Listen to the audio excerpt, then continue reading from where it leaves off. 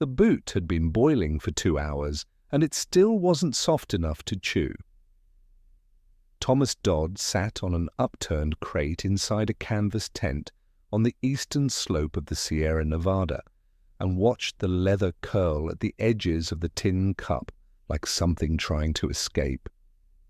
Outside, the wind moved across the snow in a low, continuous moan that had stopped sounding like wind 3 weeks ago and started sounding like something else entirely. He didn't look up when the man in the corner shifted. He didn't have the energy for it. It was the 12th day of December 1849. Thomas had not eaten anything that could reasonably be called food in 4 days. The boot, his left one, the one with the thinner sole, was the last leather item in the tent that hadn't already been processed this way. The right boot was gone.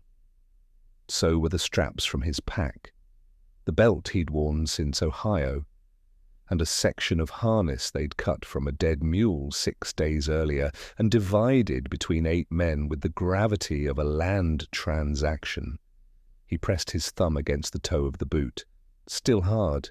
Before we continue, we'll be to subscribe to the channel if you enjoy these stories. Write in the comments where you're watching from and what time it is. I always find it fascinating to see people from around the world united by one story. 7 other men shared that tent. 3 were asleep or appeared to be asleep. Thomas had learned not to think too carefully about the distinction. One man near the tent pole was chewing on something that made no sound, which meant it wasn't food, which meant it was leather or bark or the inner lining of his coat, which he'd been working through systematically since the first week of December. Another sat perfectly still with his hands folded in his lap and stared at the tent wall, and had been doing exactly that for most of the morning. No one spoke. Speaking cost calories they didn't have. What these men were doing is almost impossible to hold in the mind when you're sitting somewhere warm. Boiling boots, rationing bark, counting the number of pine needles in a handful to make sure no one got more than anyone else. But this wasn't a shipwreck or a freak disaster. These were farmers and clerks and failed shopkeepers from Ohio and Pennsylvania and Georgia, men who had walked across half a continent to find gold in California and had instead found themselves sitting in a collapsing canvas tent at 6,000 feet above sea level in the worst winter the Sierra Nevada had seen in a decade, eating their own clothing one piece at a time. The dog had been gone since the 9th of December. That fact appeared in 2 separate accounts from that winter, not Thomas Dodd's, whose name is drawn from composite diaries, but from real men who wrote about real animals in real camps scattered across the Sierra Nevada foothills in the winter of 1849. The dog was eaten. So were the mules, where they could be caught or where they had already died. So were the horses, the pack oxen, and in at least one documented camp, the rats that had been living in the food stores, the rats that had helped cause the problem in the first place. But here is what none of those diary entries explain. None of them answer the question that sits underneath everything else, the question that is harder and stranger than the simple fact of suffering. How did thousands of men end up in this position at the same time? Not a handful, thousands spread across dozens of camps along a 200-mile stretch of mountains. Men who had survived the crossing of the Great Plains, who had navigated cholera and dysentery in the brutal, alkaline desert of Nevada, who had made it all the way to the edge of California, and then stopped, frozen, starving within sight of everything they'd come for. The Sierra Nevada in winter doesn't look like a trap. It looks like a painting. The snow comes in thick white sheets that cover everything and muffle every sound until the world goes quiet and almost beautiful, if you have enough to eat and somewhere warm to sleep. The problem is that beautiful and lethal can occupy the same space. The mountains don't distinguish. The cold doesn't make exceptions for ambition or hope, or the fact that you sold your farm in Indiana to be here. Thomas pressed his thumb against the boot again. The leather gave slightly. He pulled the cup off the small fire. What was left of the fire, fed by the last sections of a broken crate they'd been rationing for 3 days, and set it on the ground to cool. What he was about to eat had once been the sole of a boot made from the hide of a cow, tanned with oak bark, sewn with waxed linen thread, and worn for 4 months across 2,000 miles of North American terrain. The broth it produced was brown, thin, and tasted of nothing except something faintly animal, but it contained collagen from the leather, trace minerals from the tanning process, and roughly 80 calories, the equivalent of a single small cookie. For a man burning 3,000 calories a day just staying warm, it was nearly nothing. Thomas knew this. He ate it anyway. The man staring at the tent wall did not move. Outside, the snow was still falling. It had been falling on and off for 19 days. The pass that separated their camp from the Sacramento Valley, the pass that was also the route to food, to warmth, to the California that had been promised to them in letters and newspaper articles and speeches by men who had never been within 1,000 miles of these mountains, was buried under 22 feet of snow, not inches, feet. The kind of accumulation that swallows trees to their crowns and turns the world into a single white surface with no features and no edges and no way to know which direction leads out. They had tried to send 2 men across that pass in late November. The men came back. They didn't speak much about what they'd seen, but they came back thinner than they left, and one of them had lost 2 toes on his left foot to frostbite, and after that, no one suggested trying again. Here is the part that will take some time to fully understand. These men knew about the Donner Party, every single one of them. The Donner Party disaster, where a wagon train had become trapped in these exact mountains on this exact pass in the winter of 1846, had been front-page news across America for 2 years. The survivors had given interviews, books had been written. The name Donner Lake, just 40 miles north of where Thomas Dodd's camp sat, was already permanently lodged in the American imagination as a synonym for the worst thing that can happen to a person in the wilderness. And still they came, still they arrived unprepared, still they ran out of food. The reason for that is the real story. Not the leather boot in the tin cup. That's just where the story arrives. The reason is what happened before, the promises that were made, the information that was withheld, the gold fever that moved through the eastern United States like a disease in 1848 and 1849 and convinced tens of thousands of ordinary men that California was not just a place but a certainty, a guaranteed outcome waiting to be collected. Thomas Dodd pulled a piece of softened leather from the cup. It was the size of 2 fingers pressed together.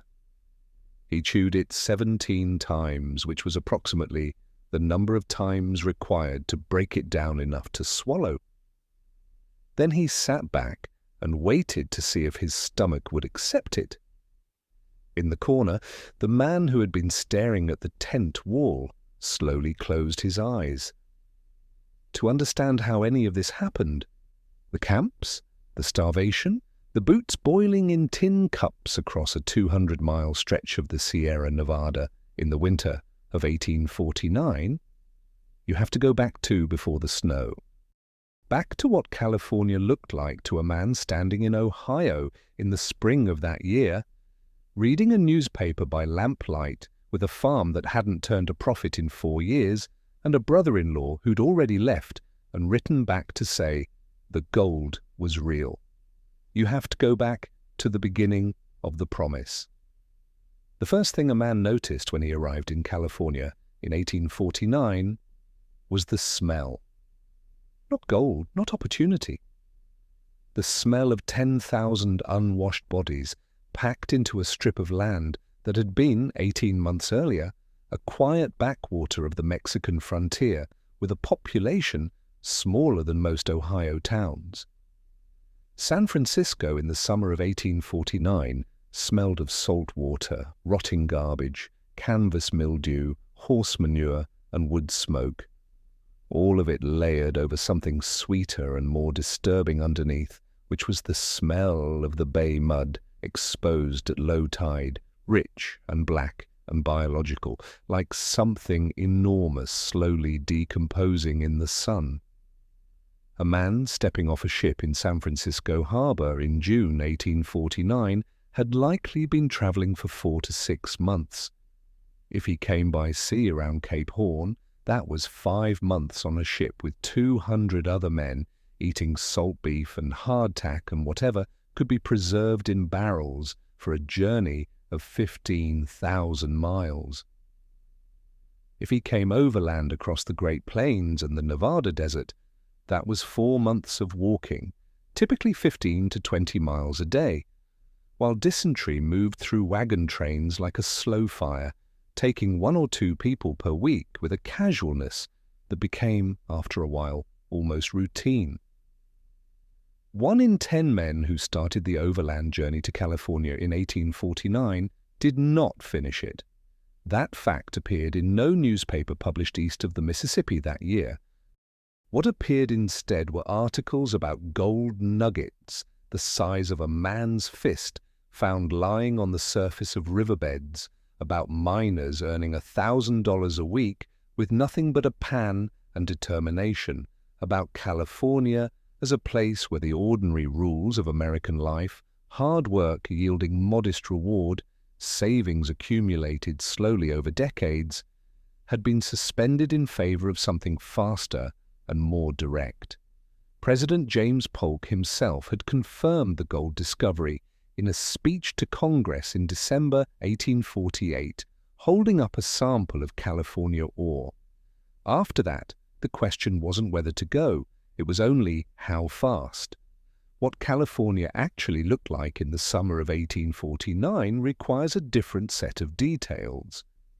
The mining camps along the American River and its tributaries, the Feather River, the Yuba, the Stanislaus, stretched for roughly 150 miles through the western foothills of the Sierra Nevada at elevations between 1,000 and 4,000 feet. The camps had names that ranged from hopeful to sardonic: Rich Bar, Poverty Flat, Hangtown, Murderer's Bar, You Bet. Each one was a cluster of canvas tents and rough wooden structures arranged along a creek surrounded by the wreckage of placer mining. Torn-up riverbanks diverted streams, hillsides stripped of every tree within carrying distance for use as timber and firewood. The land looked like it had been turned inside out. By August, a man could walk from one camp to the next and hear 6 languages before noon: Chileans, Mexicans, Chinese, French, Australians, free black Americans, enslaved black Americans brought west by Southern miners. The gold rush was international in a way that almost nothing else in American history had been up to that point, and it was chaotic in a way that no one had planned for, and no one was managing.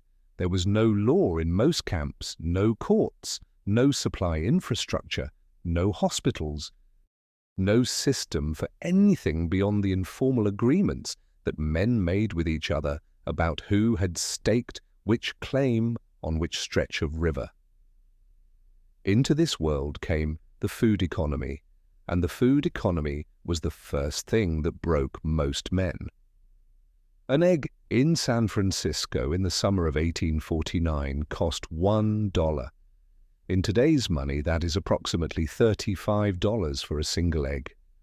A barrel of flour, enough to make bread for one man for roughly 4 months, cost $800 at the height of the shortage, or about $28,000 in modern terms. Coffee was $4 a pound, sugar the same. A meal at one of the rough plank table restaurants that had appeared in the mining camps, beans, salt pork, bread, coffee, cost between $3 and $5, which was more than a skilled laborer in New York City earned in an entire day of work.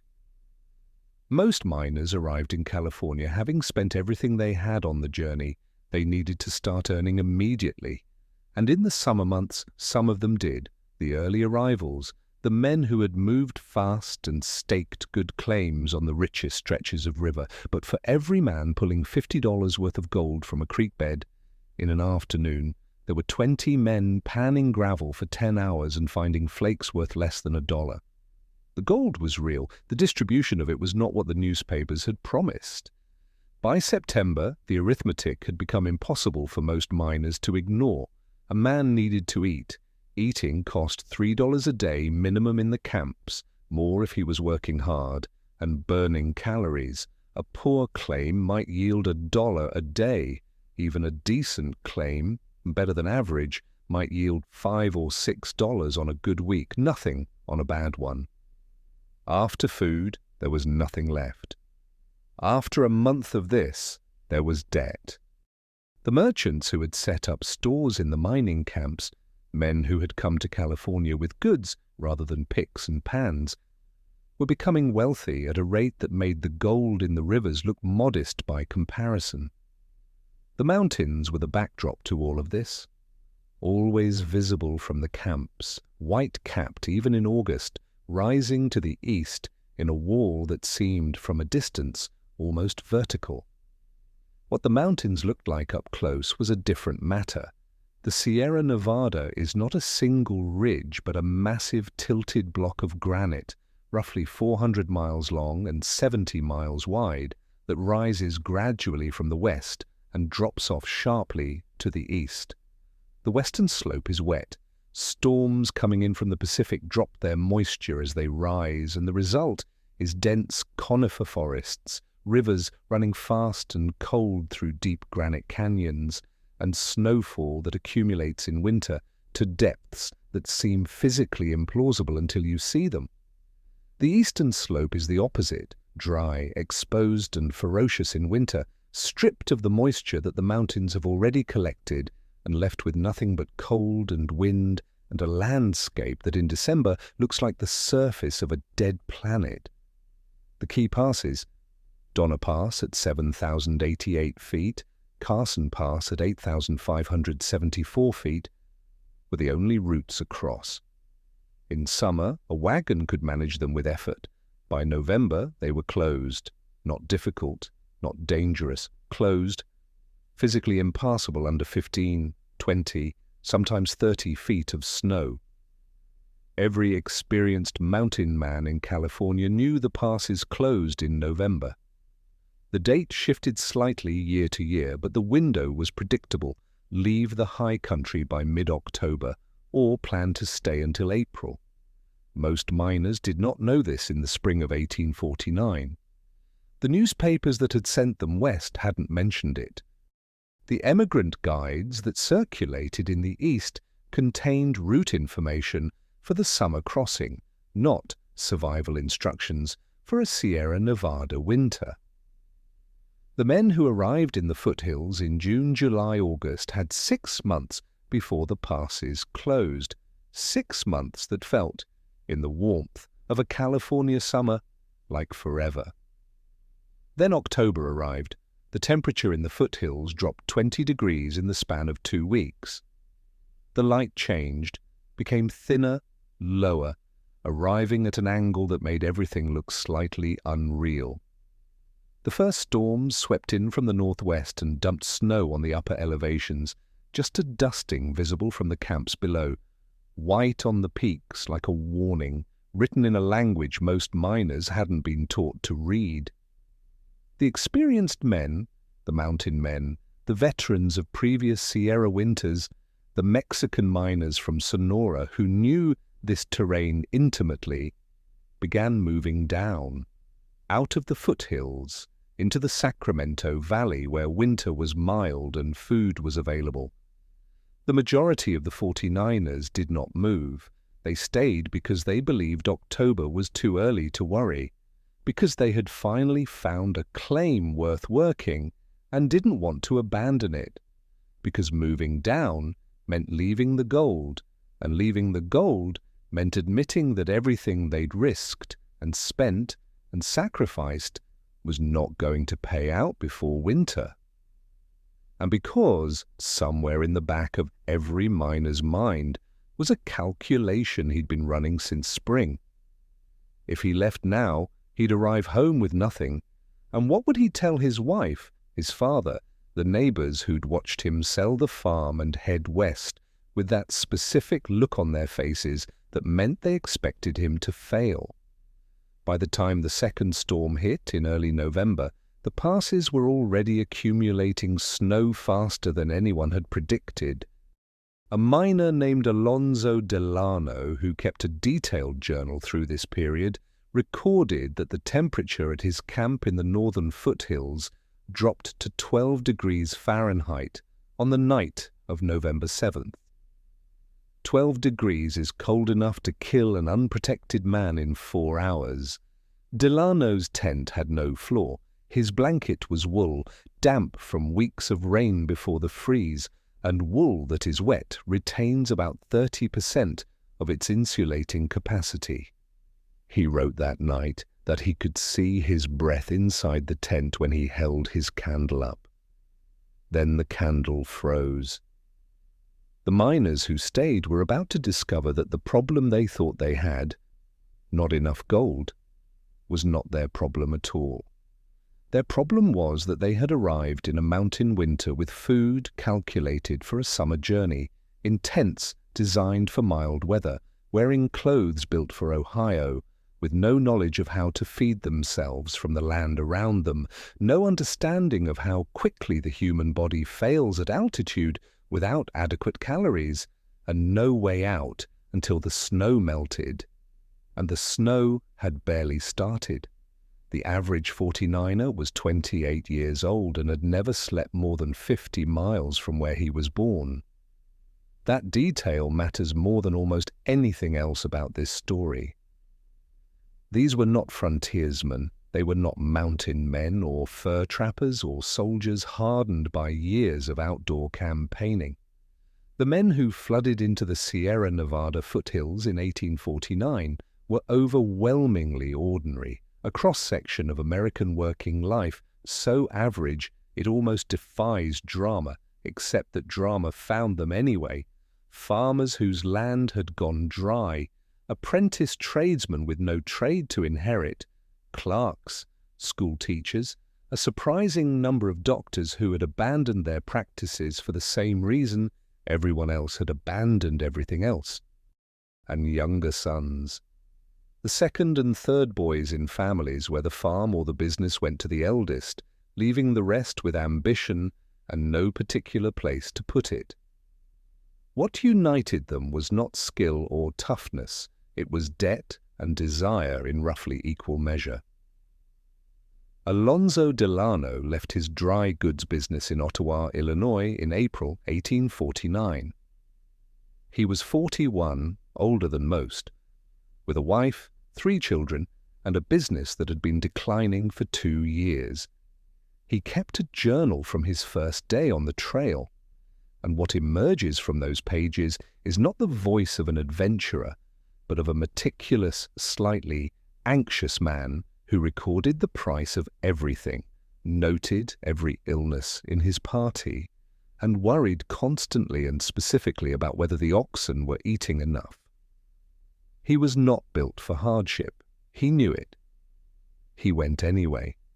Daniel Woods was a Presbyterian minister from Philadelphia who left his congregation in the care of a colleague and joined a party of 40 men heading overland in May 1849.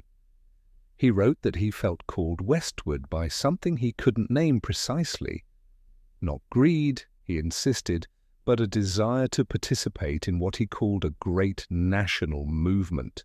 His journal entries from the trail are careful and observational, written in the precise handwriting of a man trained to compose sermons. By August, the handwriting had loosened, By October, some entries were single sentences. John Woodhouse Audubon, son of the famous naturalist, crossed into California by a southern route through Mexico and arrived in the mining camps in the summer of 1849, having already lost more than half his party to cholera in Texas. He came west to sketch and document, not to mine, but he ended up spending the winter in the foothills regardless, eating what everyone else ate, surviving the way everyone else survived. His sketches from that winter show men who look smaller than men should look. Shoulders drawn in, necks thin, eyes set deeper than the anatomy requires. These 4 men left records. Most did not. The typical 49er arrived in California without a journal, without connections, and without a clear plan beyond find gold and go home rich. He carried whatever he could manage on his back or in a mule's saddlebags, a bedroll, a change of clothes, a tin plate and cup, a knife, a pan for gold, and food. The food was the problem, not its absence at the start of the journey, but its calculation. Almost universally, the men who headed into the Sierra Nevada foothills in the summer of 1849 brought food sufficient for the journey west and for a short period of establishment on arrival. 90 days was a common figure. Enough time to reach California, find a claim, and start earning enough to buy food locally. Nobody planned for winter, not because they were foolish, because the plan assumed resupply. The supply system that was supposed to feed the mining camps worked adequately in summer. Merchant wagons moved up from Sacramento City along rough tracks cut through the foothills, delivering flour, salt pork, beans, dried fruit, coffee, and sugar to the camps in exchange for gold dust, weighed on small brass scales. The markup was extraordinary. Prices in the camps ran 3 to 5 times what the same goods cost in Sacramento, but in the summer months, when a decent claim was producing daily, a miner could absorb the cost. The system was fragile, dependent on dry roads and predictable demand, and it had never been tested by a Sierra Nevada winter. The men in the camps did not think about this, not most of them. What they thought about in the long evenings after the day's panning was done was gold. How much they'd found. How much the man at the next claim over had found. Whether the stretch of river 3 miles upstream was richer than this one, and whether it was worth abandoning a known claim to investigate. The social life of the mining camps was almost entirely organized around this single obsession. Gold as quantity, gold as daily yield, gold as the variable that determined everything else. A man who had a good week was cheerful. A man who had a bad week was not. Food was an afterthought, until it wasn't. The physical condition of most 49ers by October 1849 was already poor, and this is a fact that tends to get lost in the story of the winter that followed. The months of trail travel had depleted them before they arrived. The summer of mining, standing in cold water for 10 hours a day, eating a monotonous diet of beans and salt pork and hardtack, sleeping in tents or crude lean-tos with no protection from the coastal fog that rolled in every night, had not restored them. Scurvy was already appearing in the camps by August, the first sign of a diet with no fresh vegetables and no vitamin C. Dysentery was constant, cycling through camps and receding and returning with the persistence of something that had found an ideal environment. A man who went into that winter, already weakened, had a fundamentally different experience of it than the history books suggest. The history books tend to describe the 49ers as rough, capable men tested by adversity and largely rising to meet it. The diaries tell a different story. Men who were already tired, already sick, already short on food before the first snow fell, men for whom the winter was not an additional challenge layered onto a position of strength, but the final weight added to a load they were already struggling to carry. Delano wrote in early October that 3 men in his camp were showing signs of scurvy. One with bleeding gums so severe he couldn't eat hardtack anymore and had to soak it in water until it disintegrated. The man was 24 years old. He'd left a farm in Indiana 6 months earlier. His name doesn't appear in any further journal entry after November, which may mean nothing or may mean everything. What these men knew about surviving a mountain winter fit inside a single sentence: stay warm and keep eating. What they didn't know filled volumes. They didn't know that the caloric requirement for a body working to stay warm in sub-zero temperatures runs to 4,000 or 5,000 calories a day, roughly twice what their summer rations were calculated to provide. They didn't know that wet wool, which was all most of them had for insulation, loses nearly all of its warming capacity when soaked through, and that canvas tents in a Sierra Nevada blizzard become soaked through within hours. They didn't know that altitude suppresses appetite at exactly the moment the body needs more food, creating a physiological trap where a starving man at 6,000 feet often doesn't feel hungry enough to eat what little he has. They didn't know that the pine forests around them contained food, not in any form they recognized, but food nonetheless, if someone could show them how to find it. Someone could have shown them. Several someones, in fact, who had been living in these mountains for thousands of years and had developed an intricate, highly sophisticated system for feeding a population through a Sierra Nevada winter without any of the supplies the miners had brought west. The Miwok and the Washoe had been in these mountains since before the concept of California existed. Their winter food system was not primitive. It was engineered for exactly this environment, over exactly this time scale, with exactly this level of cold and snowfall. Acorn stores, dried game, pine nuts from the pinyon groves on the eastern slopes, roots that could be dug from beneath shallow snow, fish dried and smoked in autumn for winter consumption. The caloric math worked. They had proven that it worked winter after winter for generations without count. By October 1849, the miners and the Miwok and Washoe had been coexisting in the foothills for months. The indigenous communities trading occasionally with the camps, watching the miners tear apart riverbeds that had provided fishing grounds for centuries, stepping around and between the gold rush with the wariness of people who understood that something large and indifferent had arrived in their territory. Some trade happened, some knowledge passed across the gap. Not enough, not nearly enough. The miners, by and large, did not ask. Asking required seeing the people they were asking as a source of knowledge worth having, and the cultural machinery of 1849 America made that particular perception very difficult for most men to arrive at independently.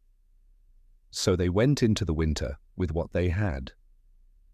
Delano recorded his camp's full food inventory on the 1st of November, 1849, with the precision of a man who had run a dry goods store and understood exactly what numbers on paper meant in physical reality.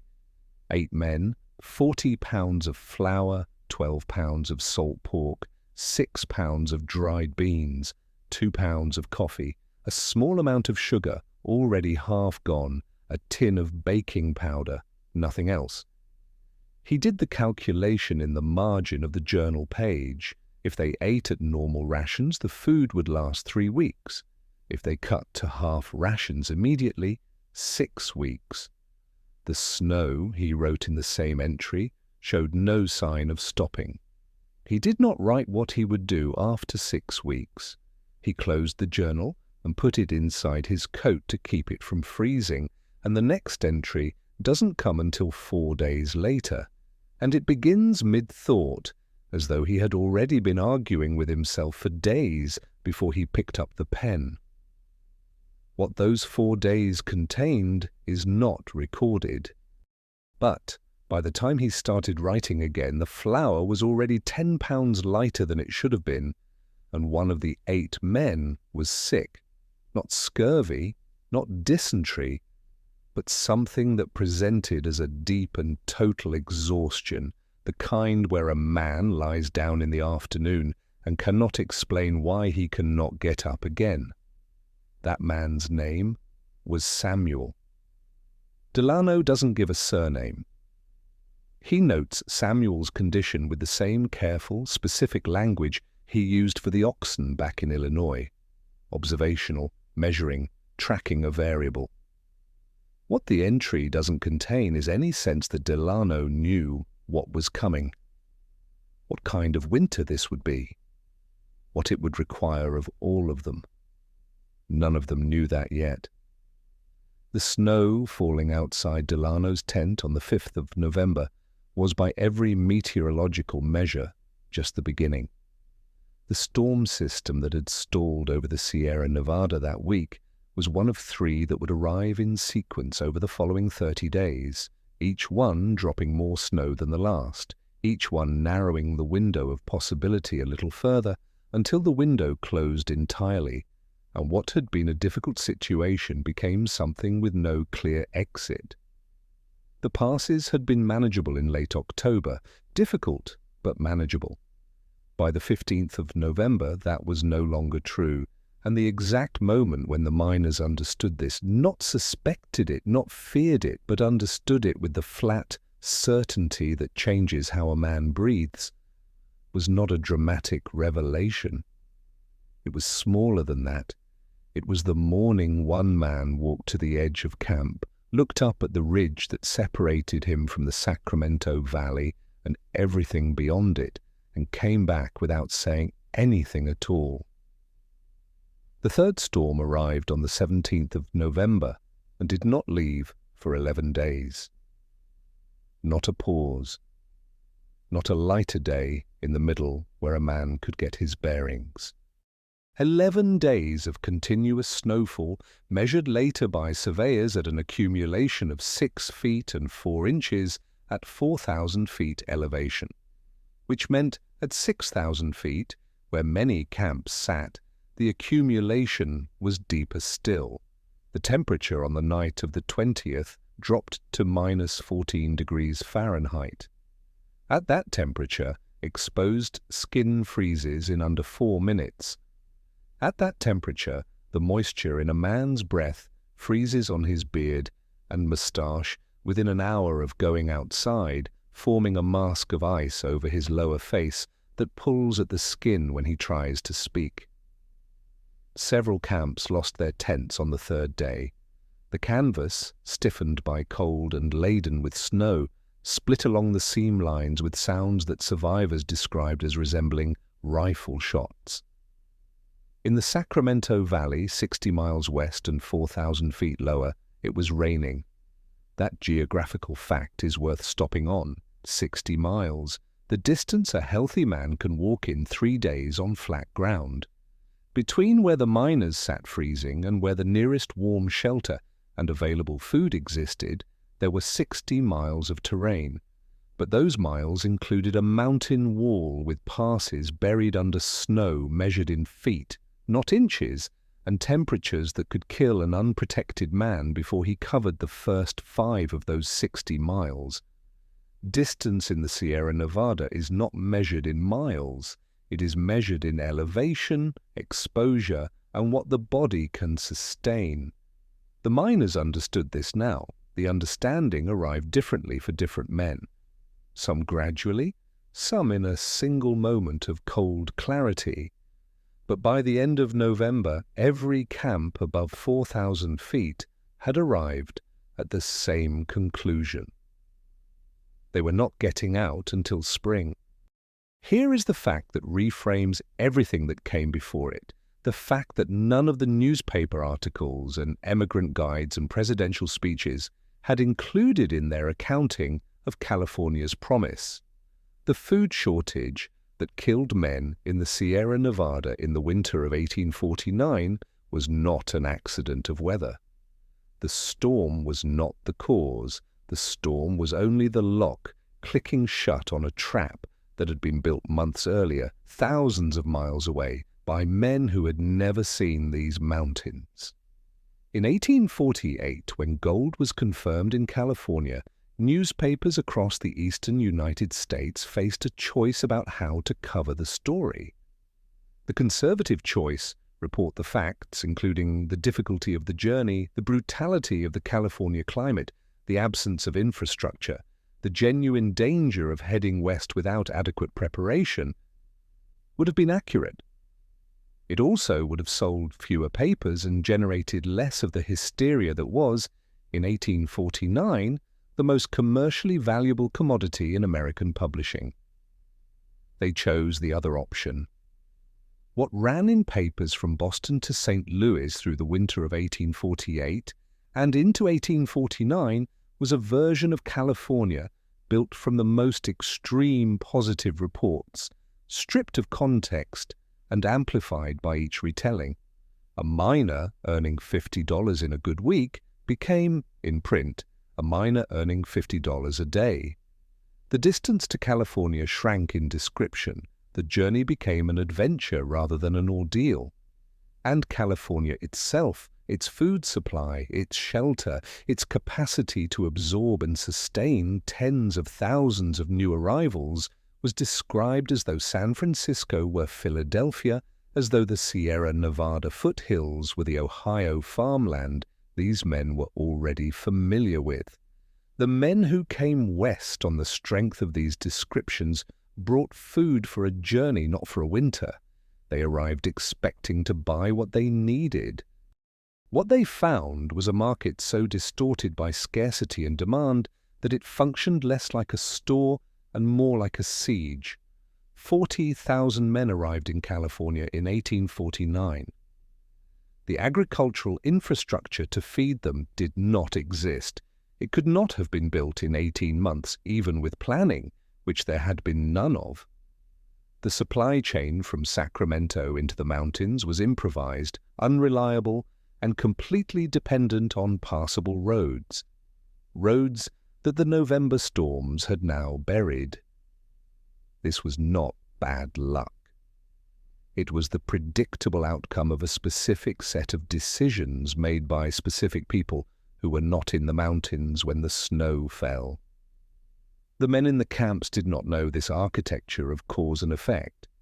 What they knew was immediate and physical. The flour was at a certain level in the sack, the pork was at a certain level in the barrel, the snow was at a certain depth outside the tent, and those three numbers were moving in directions that could not all be true at once for very long. Alonzo Delano measured the snow outside his tent on the morning of November 22nd with a straightened piece of wire he'd pulled from a broken piece of equipment, 4 feet 2 inches. He recorded this with the same handwriting he used for everything, the same careful pressure of pen on paper, but the entry is 3 lines long, where his entries were usually half a page, which is its own kind of record.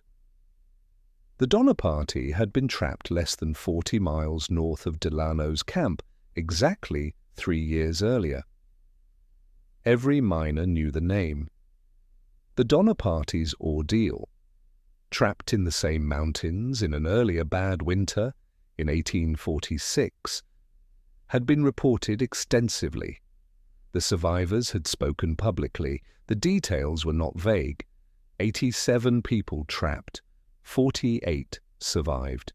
The 39 who died did so from a combination of starvation, cold, and the complete failure of every rescue attempt until February of the following year. In the final weeks before rescue arrived, the survivors had eaten the dead. That story was 3 years old and 40 miles away, and the miners had come anyway. The reason is not stupidity, it requires a more uncomfortable explanation. The Donner Party, by 1849, had been reframed in American public discourse as an anomaly, a specific tragedy caused by specific mistakes made by specific people, not a general warning about what the Sierra Nevada winter did to unprepared travelers. The narrative that had settled around the Donner story by the time the 49ers headed west was essentially, they took a bad route, they left too late, they were unlucky. The implication was that smarter, faster, better prepared travelers would not face the same fate. This reframing was extraordinarily convenient for the newspaper editors and emigrant guide publishers and outfitters and shipping companies that were making fortunes from the gold rush traffic. An anomaly doesn't require systemic response. An anomaly doesn't slow the flow of customers. So the 49ers came carrying the Donner Party story in their heads as a cautionary tale about other people's mistakes rather than a structural warning about this particular mountain range in this particular season. Now the snow was 4 feet deep and climbing. The specific physiological reality of what the miners were entering requires numbers to make it real. A human body at rest in a warm room burns roughly 1,800 calories per day. A body working hard in cold temperatures, mining, cutting wood, hauling water, doing the physical labor of staying alive in a winter camp, burns 4,000 to 5,000 calories per day. The difference is not small. It is the difference between a diet that maintains weight and cognitive function and one that begins consuming the body's own muscle tissue within weeks. Delano's camp had food for 3 weeks at normal rations. At the caloric level required for cold weather survival, that food would last 11 days. 11 days. And the snow was still falling. The first death in a documented Sierra Nevada mining camp that winter occurred on the 28th of November. The man's name was recorded in a camp journal as W. Hester, age unknown. The cause listed was fever, which was the catch-all term used in mining camp records for any death whose specific mechanism wasn't obvious to men with no medical training. W. Hester had been sick before the storms began. The cold finished what had already been started. He was the first, he was not the last. And his death landed in the camp not as a tragedy, but as a calculation. 8 men's food now stretched across 7 mouths.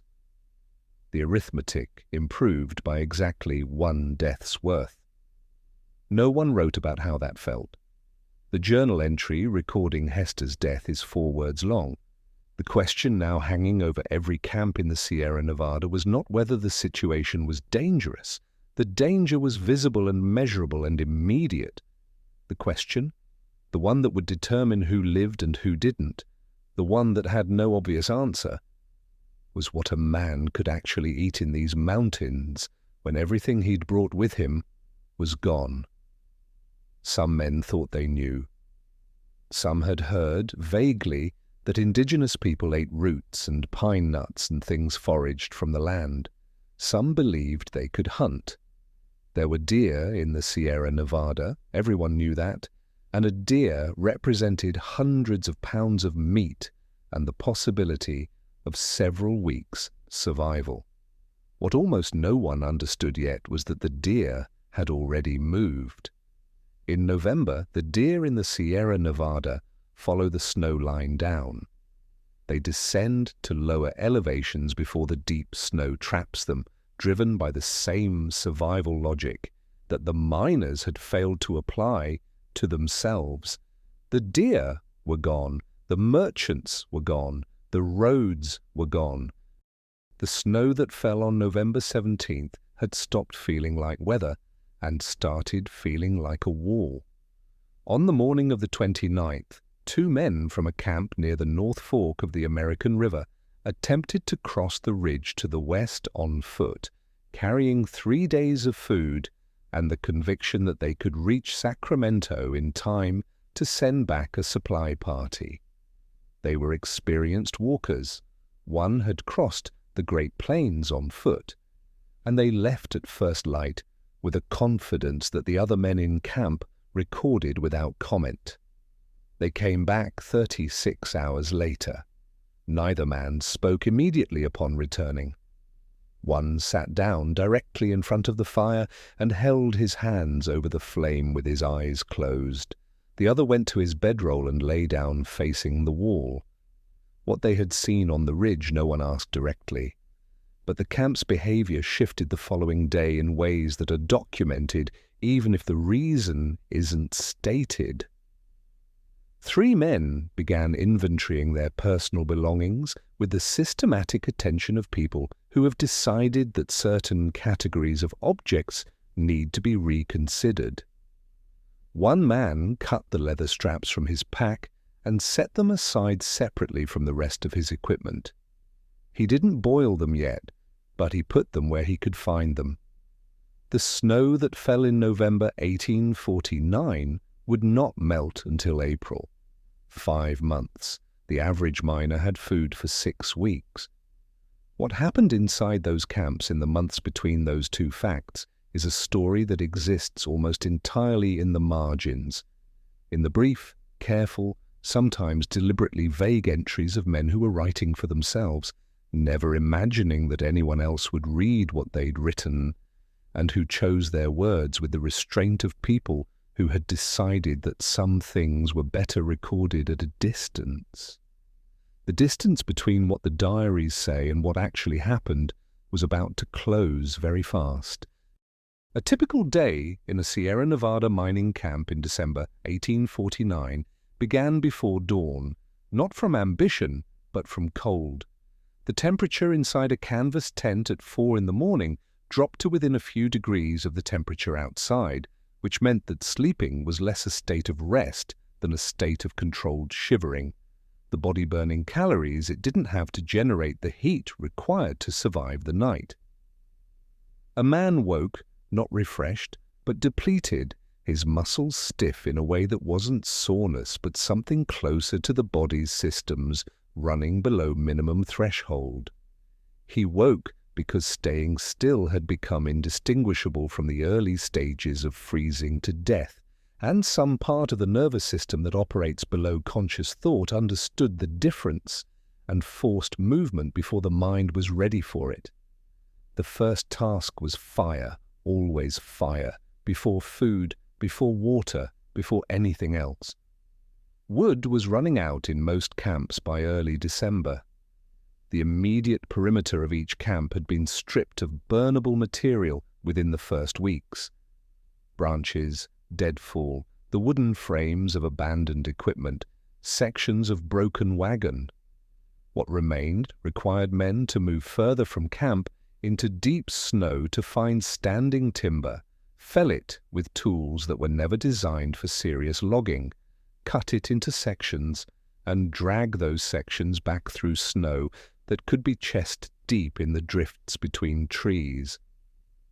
This process, for 2 men working together, consumed the better part of a morning and produced enough wood for perhaps 18 hours of fire.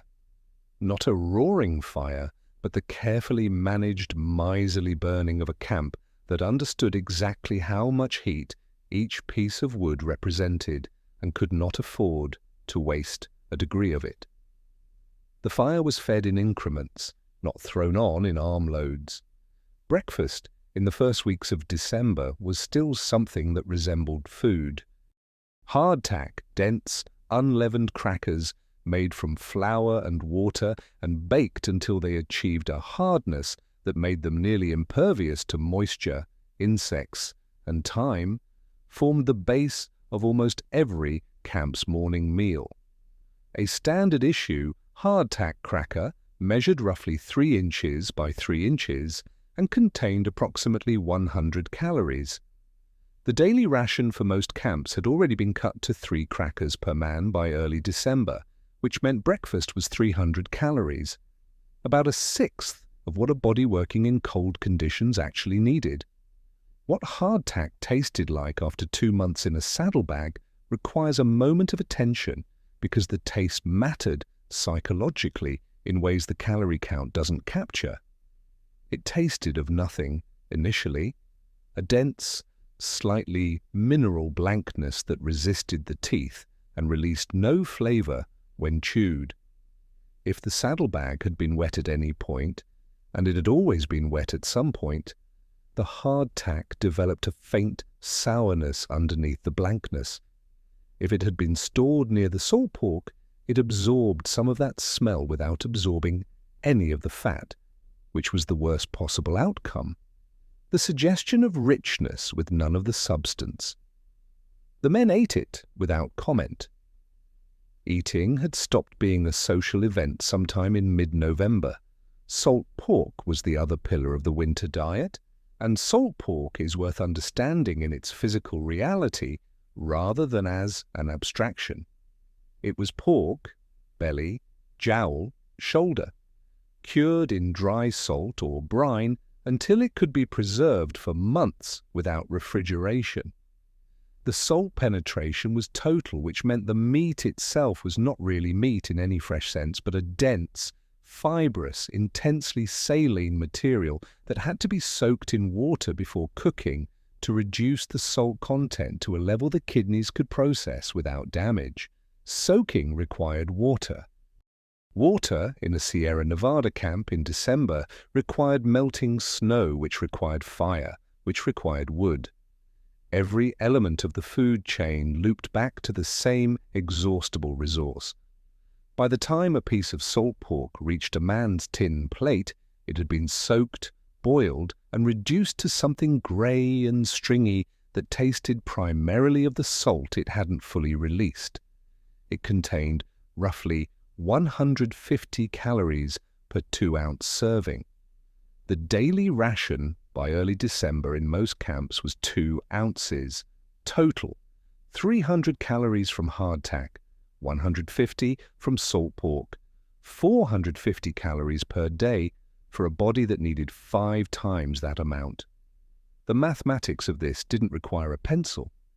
Every man in every camp understood what the numbers meant, felt the numbers being worked out in his own body daily, and understood that the only variable he could actually affect was the denominator, the number of calories available, which meant finding food that wasn't in the sack or the barrel.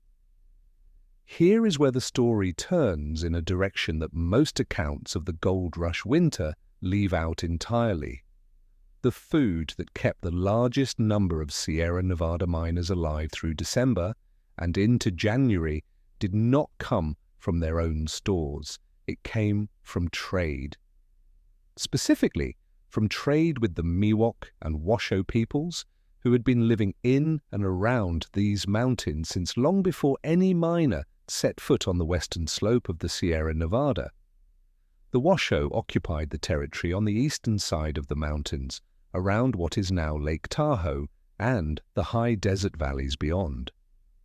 The Miwok lived on the western slopes and in the foothills, in the same terrain where the mining camps had been carved into the landscape over the previous summer.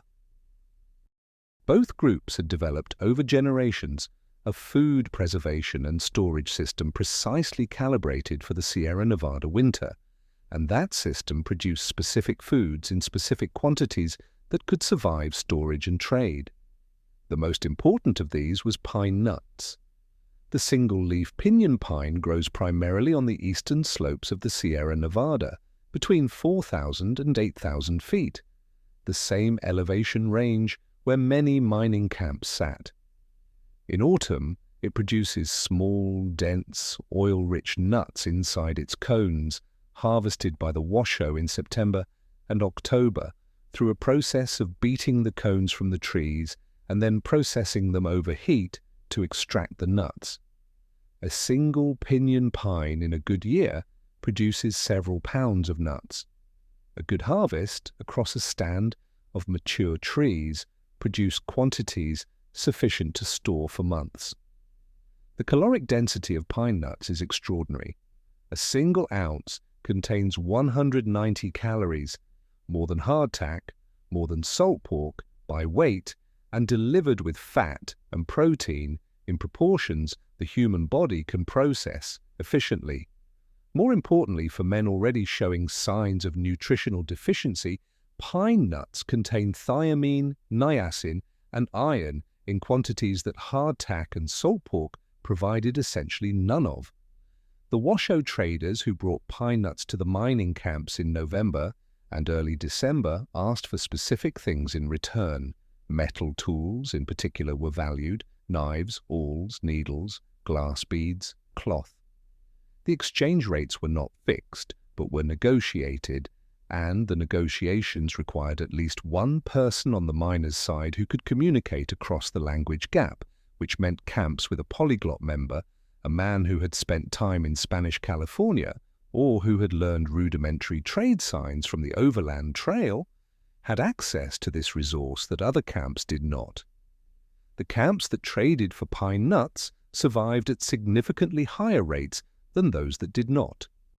This is documented not in any official record, but in the pattern of survival itself, in which camps produce survivors who left accounts, and which camps appear in those accounts only as places where men stopped passing through because there was no one left to pass through them. Acorn flour was the second critical trade food, and it came primarily from the Miwok on the western slope. Acorns are abundant in the Sierra Nevada foothills. Multiple species of oak grow throughout the elevation range where the camps sat, and a mature oak in a good year drops hundreds of pounds of acorns. The problem is that raw acorns are inedible.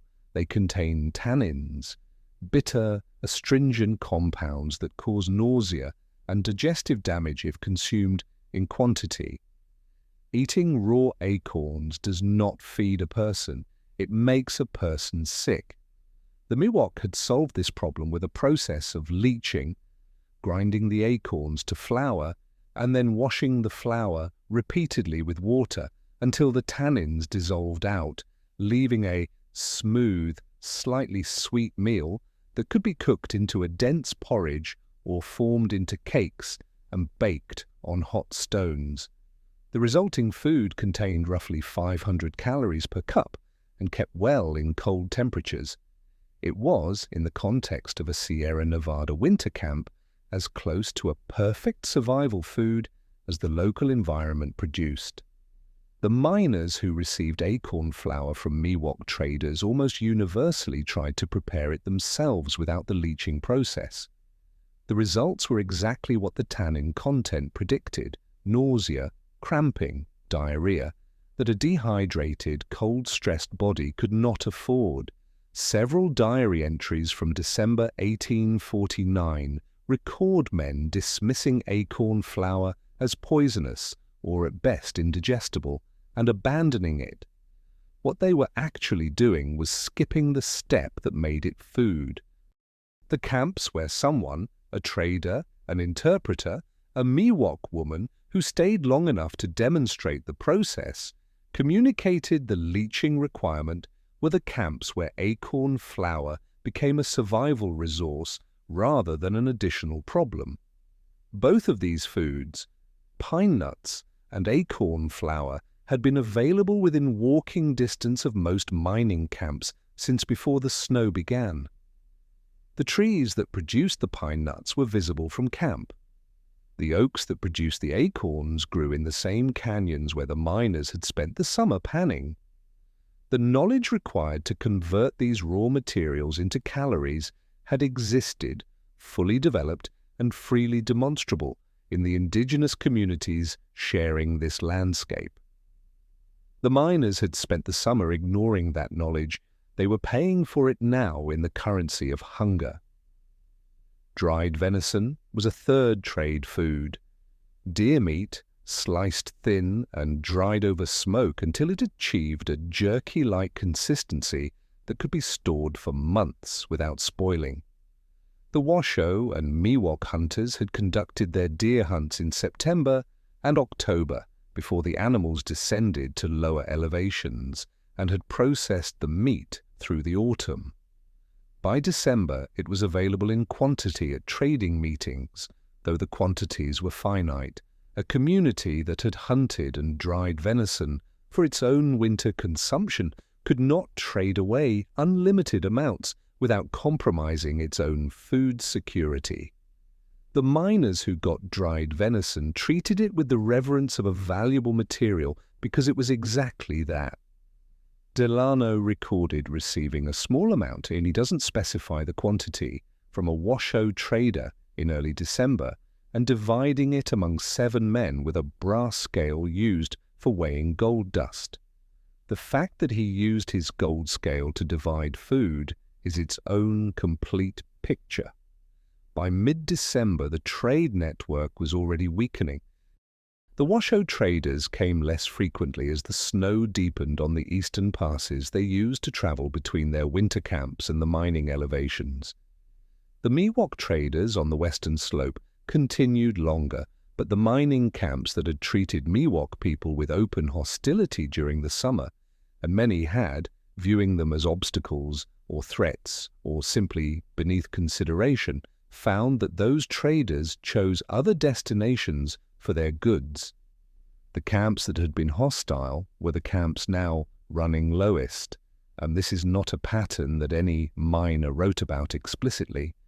The connection between their treatment of indigenous people in summer and their access to food in winter is visible only in retrospect, in the aggregate, in the survival data. No miner sat in a December camp and wrote, "We were cruel to the Washoe in August, and now they will not trade with us, and we are going to die for it." But the chain of events leads there, regardless of whether anyone followed it consciously. What the miners did write about in December was hunger. Not the concept of hunger, the physical experience of it, tracked with a specificity that reads, in the original journals, almost like scientific notation. Delano recorded the exact moment on December 9th when the sensation changed from ordinary appetite into something he described as a persistent interior pulling, a phrase that requires no medical gloss to understand. A miner named Garrett, whose journal surfaces in a later historical collection, recorded that by the second week of December he had begun to think about food during tasks that had previously occupied his full attention, that while gathering wood he found himself calculating involuntarily the caloric content of the things he was touching, the bark, the inner wood, the lichen on the north face of the trees. He was not wrong to think about the bark. Pine cambium, the soft, greenish-white inner layer of bark just beneath the rough outer surface of a pine tree, is technically edible. The indigenous peoples of the Sierra Nevada had used it as a famine food and as a minor supplement in normal times, eaten raw or dried and ground. Its caloric value is low, roughly 40 calories per ounce, but it contains sugars and some starch, and in a situation where the alternative is 0, 40 calories per ounce is not nothing. Several camps discovered this independently by December. The method required stripping the outer bark with a knife or hatchet, scraping the cambium layer from the wood beneath, and eating it raw or boiling it into a thin paste. It tasted, by universal account, of pine resin and nothing else. Several men noted it caused stomach cramps if eaten in quantity. They ate it anyway. What the body does below 500 calories per day is documented in clinical literature with a precision the miners experienced but could not name. Cognitive function begins to slow within a week, not dramatically, not all at once, but in the specific way that makes a man slightly slower to reach conclusions, slightly less able to sustain attention on a single task, slightly more prone to the kind of circular thinking that processes the same information repeatedly without advancing. After 2 weeks, short-term memory becomes unreliable. After 3, the emotional regulation that normally prevents panic and despair begins to thin, and things that a well-fed man would process and move past instead accumulate without resolution. Delano's journal entries in the third week of December become shorter. The handwriting, which had been consistent through months of trail travel and the early weeks of the camp, begins to show variability in pressure and letter size. Not dramatic variability, just the kind that tells a graphologist something about the state of the hand that produced it. He was still writing, he was still tracking.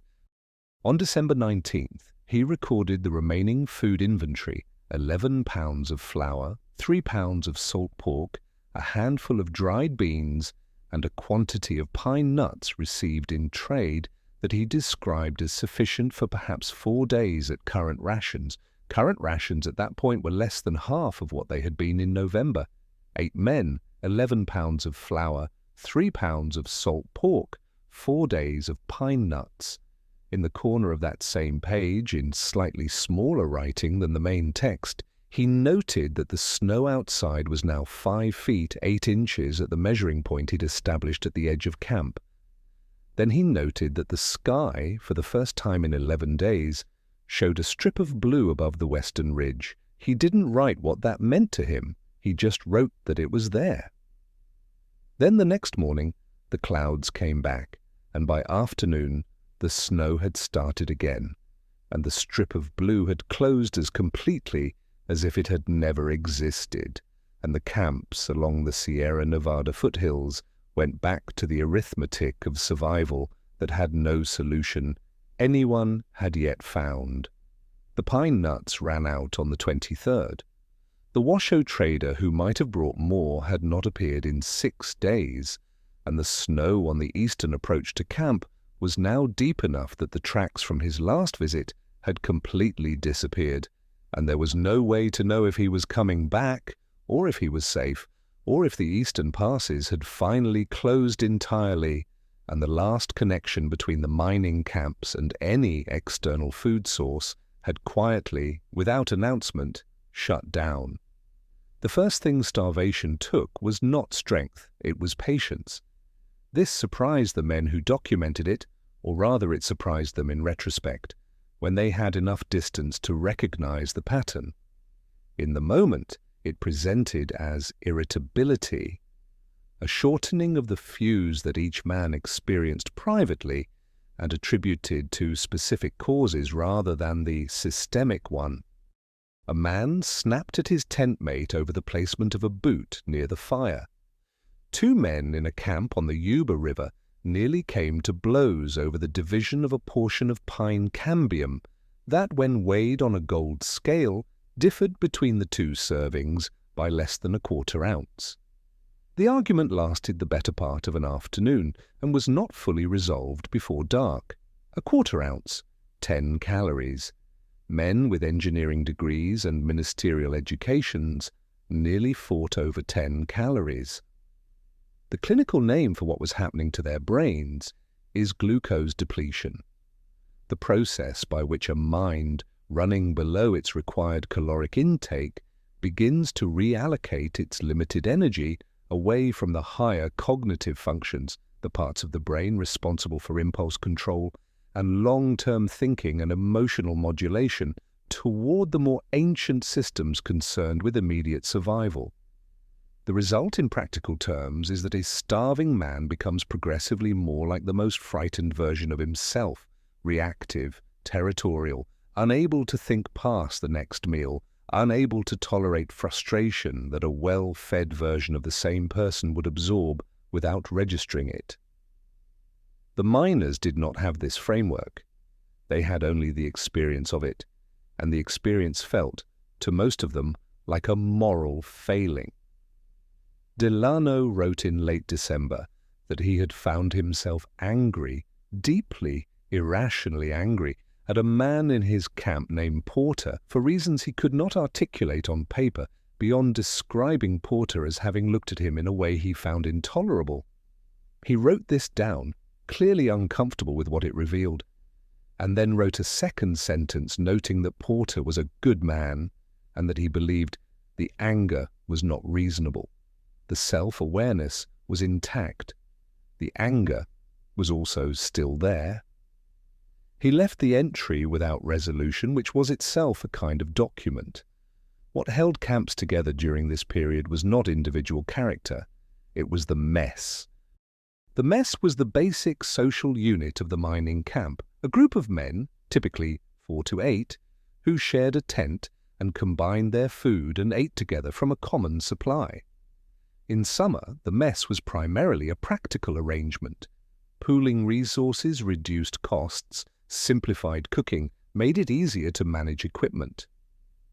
In winter, it became something closer to a survival mechanism, and the specific dynamics of each mess determined outcomes in ways that no one fully understood until afterward.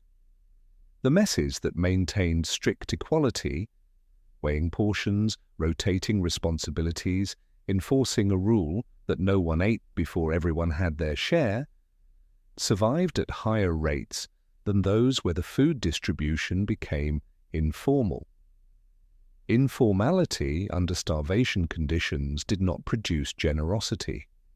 It produced a quiet, unspoken drift toward the stronger members consuming more than the weaker ones, not through deliberate theft, but through the accumulated small advantages of being the one who handled the food, who cooked it, who divided it.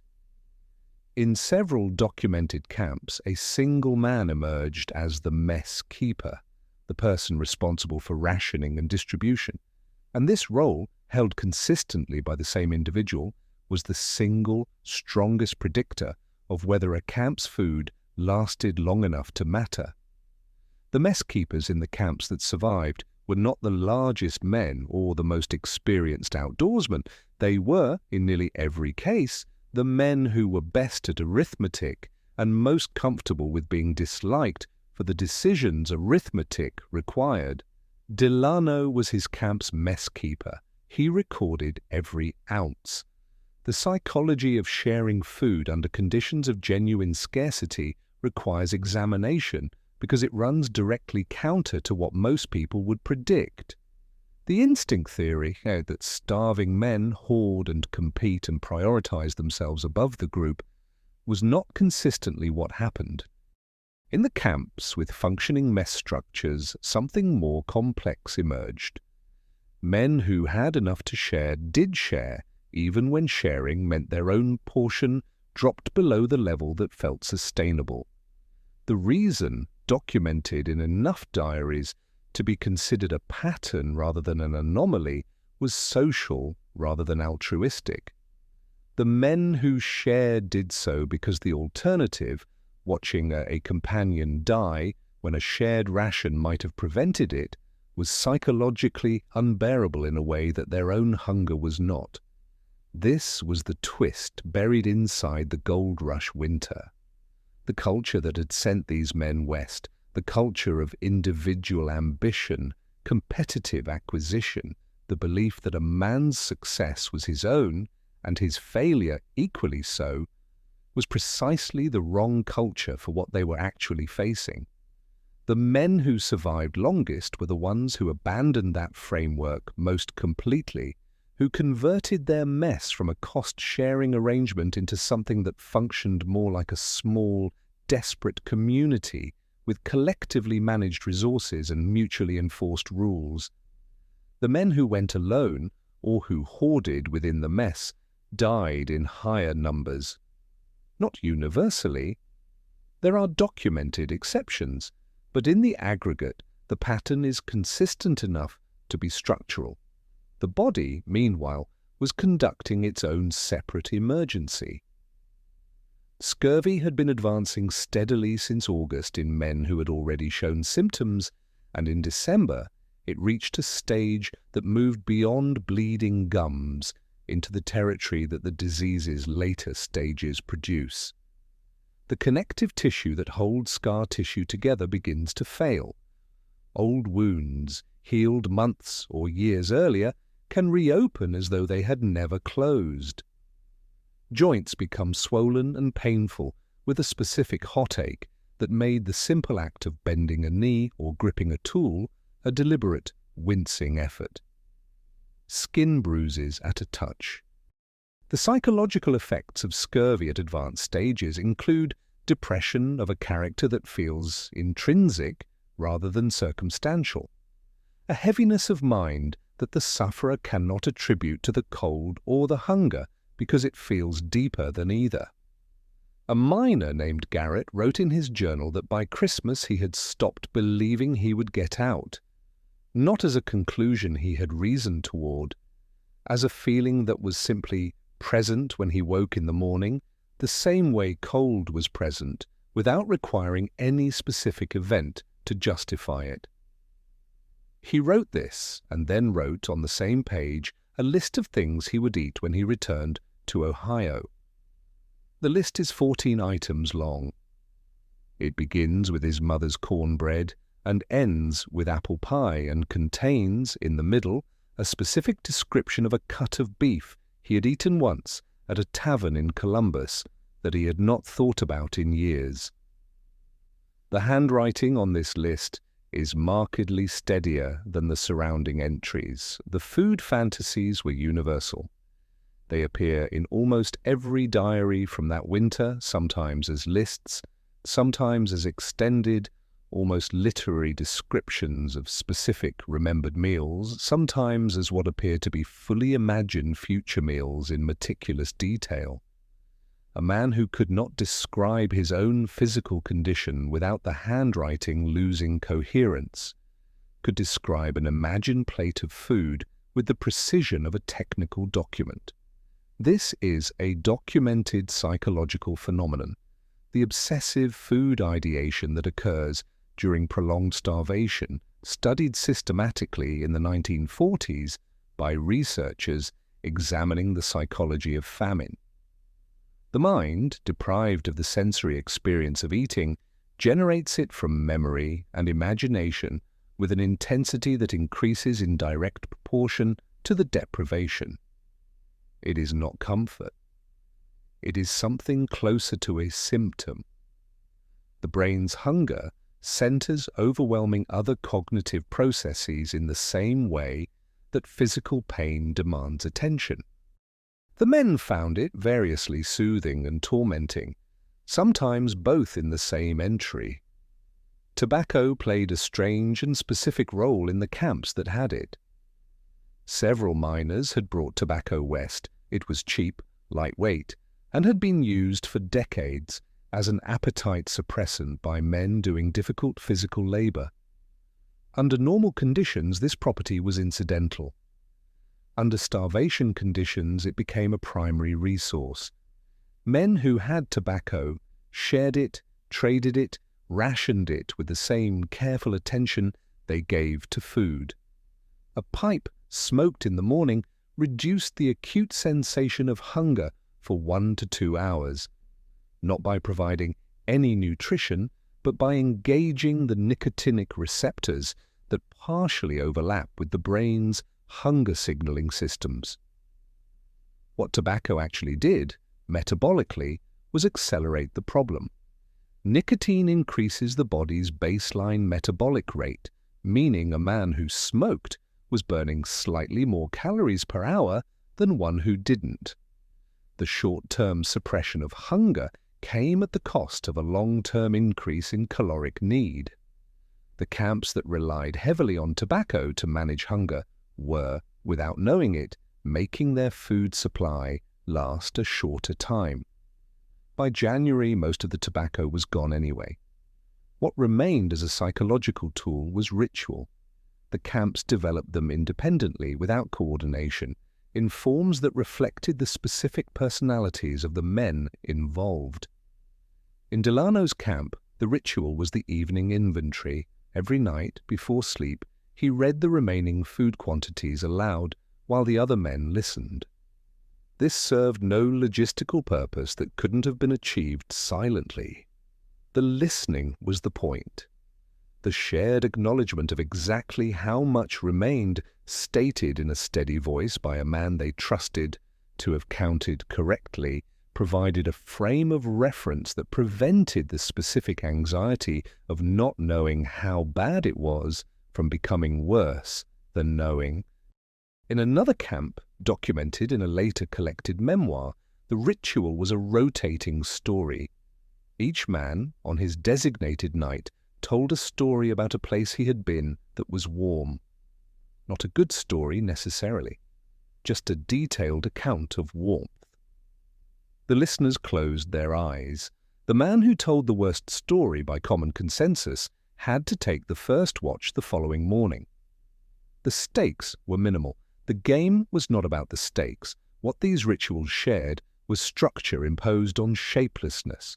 The camp that had a predictable sequence of events, even small, invented ones, maintained a psychological coherence that camps without ritual lost faster. A man who knows what comes next, even if what comes next is trivial, is harder to break than a man in a featureless present with no landmarks in any direction. But rituals required energy too. By January, some camps had stopped performing them. The evening inventory in Delano's camp was skipped on January 3rd, the first time since it had been established, because 2 men were too depleted to sit upright for the duration, and reading the inventory to men lying down felt, to Delano, like something he couldn't explain and chose not to try. He wrote simply that the count was skipped. He wrote the numbers in the margin instead, alone, without reading them aloud. The cold that came in the second week of January was different from the cold that had come before. The temperature itself wasn't necessarily lower. The records that exist suggest it was comparable to the coldest nights of December. What was different was that the men experiencing it had been losing body mass for 6 weeks, and the layer of subcutaneous fat that a body normally maintains, as both energy reserve and thermal insulation, had been consumed. A man who weighed 170 pounds in October weighed by January somewhere between 130 and 145. The estimates vary by camp and individual, but the weight loss was universal, and it was the weight that mattered most for cold tolerance. Fat is insulation, not metaphorically, literally. The loss of it exposed the body's core to the cold in a way it had not been exposed in October, and the cold found that change immediately and completely. Men who had managed the December temperatures in their existing bedding found January unbearable in the same bedding, not because January was colder, but because they were thinner, and thin men feel the cold from the inside in a way that no amount of blanket fully addresses. The fires burned longer, the wood ran shorter. The gap between these 2 facts had no good solution. In a camp near the South Fork of the American River, a group of 9 men had a conversation, recorded only indirectly in a survivor's later memoir, about whether to burn their gold panning equipment for fuel. The equipment represented everything they had come to California to use. It was also, in January of 1850, entirely useless. The creek it was meant to pan was frozen solid under 4 feet of ice. They burned it. The fire lasted 3 days. Then one of the 9 men suggested burning the wooden frames of their bunks. They burned those too. They slept on the ground, on their bedrolls, and were slightly warmer for the fire than they would have been cold on the wooden frames. The calculus was correct, and also, in some way that the survivor who recorded it couldn't fully articulate, it represented a kind of crossing.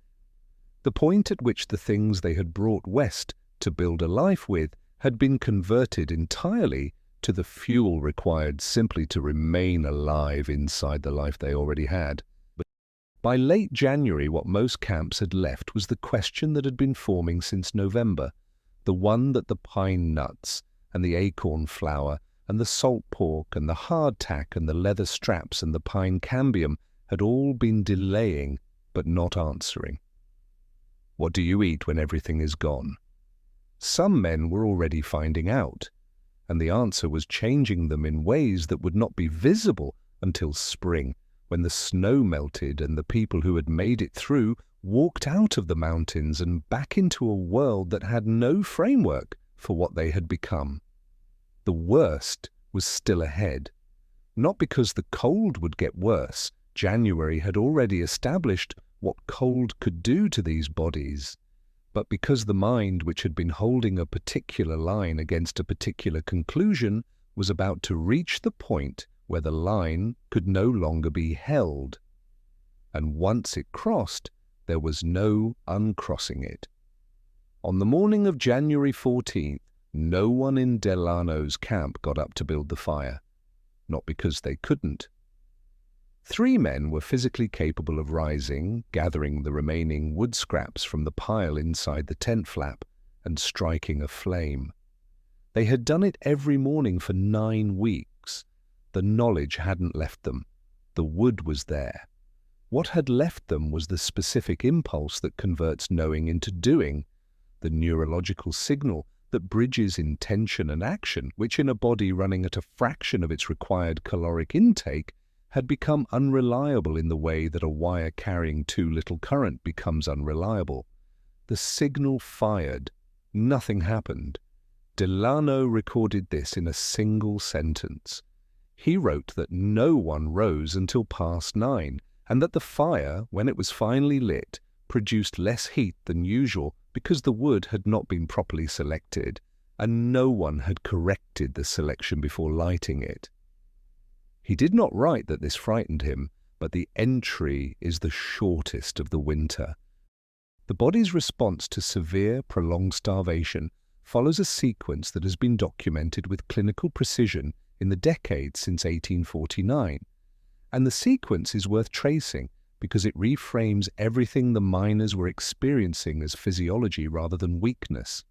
When caloric intake drops below the level required to sustain normal function, the body first consumes its glycogen stores, the sugar held in the liver and muscles for immediate use.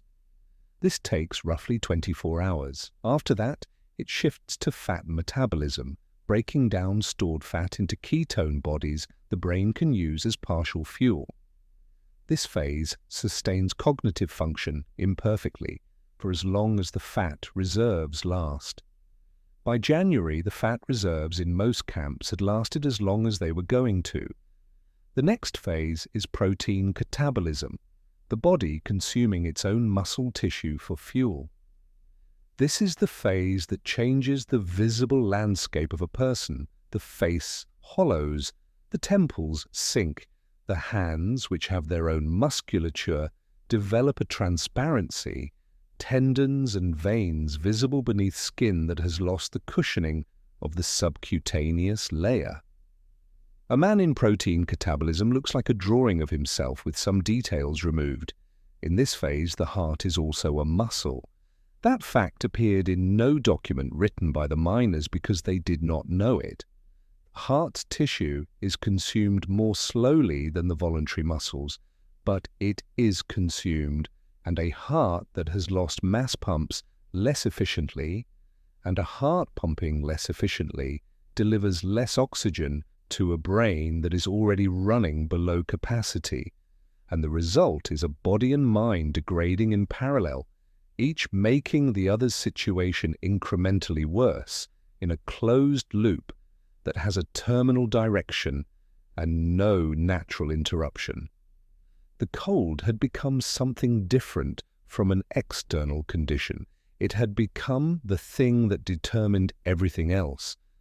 At -15 degrees Fahrenheit, the temperature recorded at one high camp on the night of January 17th, a body at rest needs to burn approximately 600 calories per hour simply to maintain core temperature.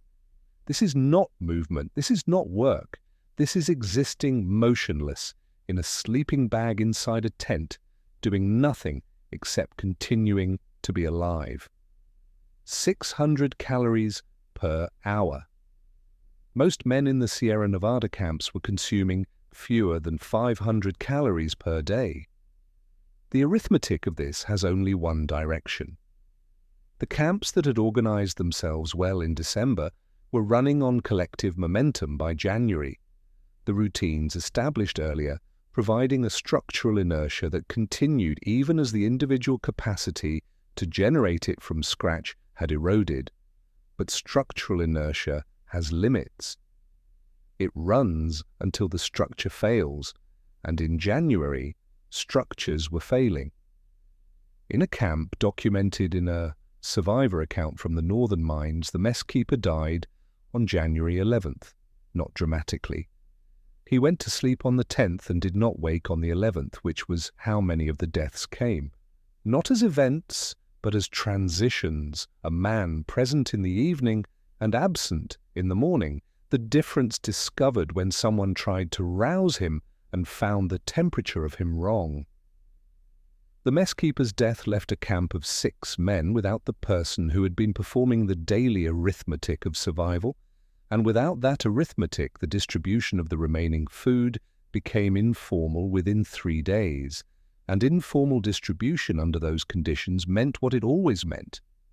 The last documented entry in that camp's collective journal is dated January 19th. The journal was found in spring.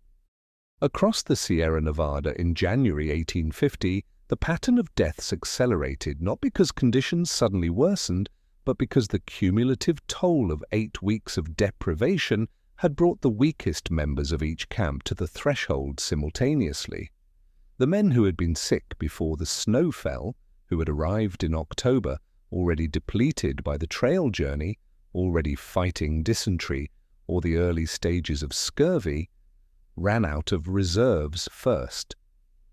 They died in their bedrolls mostly in the way that hypothermia's final stages arrange, not in distress, but in a deepening sleep that the person experiencing it reportedly finds, at the very end, almost pleasant. This is the specific cruelty of hypothermia's terminal phase. It removes the capacity for distress before removing consciousness. The body, as core temperature drops below 94 degrees Fahrenheit, begins to feel warm. Not metaphorically. The peripheral blood vessels, which had been constricting for hours to keep blood away from the extremities and concentrated around the vital organs, suddenly relax, flood the skin with warm blood. And the dying person feels a rush of heat so intense that some tear off their remaining clothing in the minutes before unconsciousness. Investigators found bodies in the spring in this condition, stripped in the snow with their coats folded nearby as though carefully set aside. They had died believing, in the last coherent moments of their nervous systems, that they were finally warm. Delano lost 2 men from his camp in the 3rd week of January.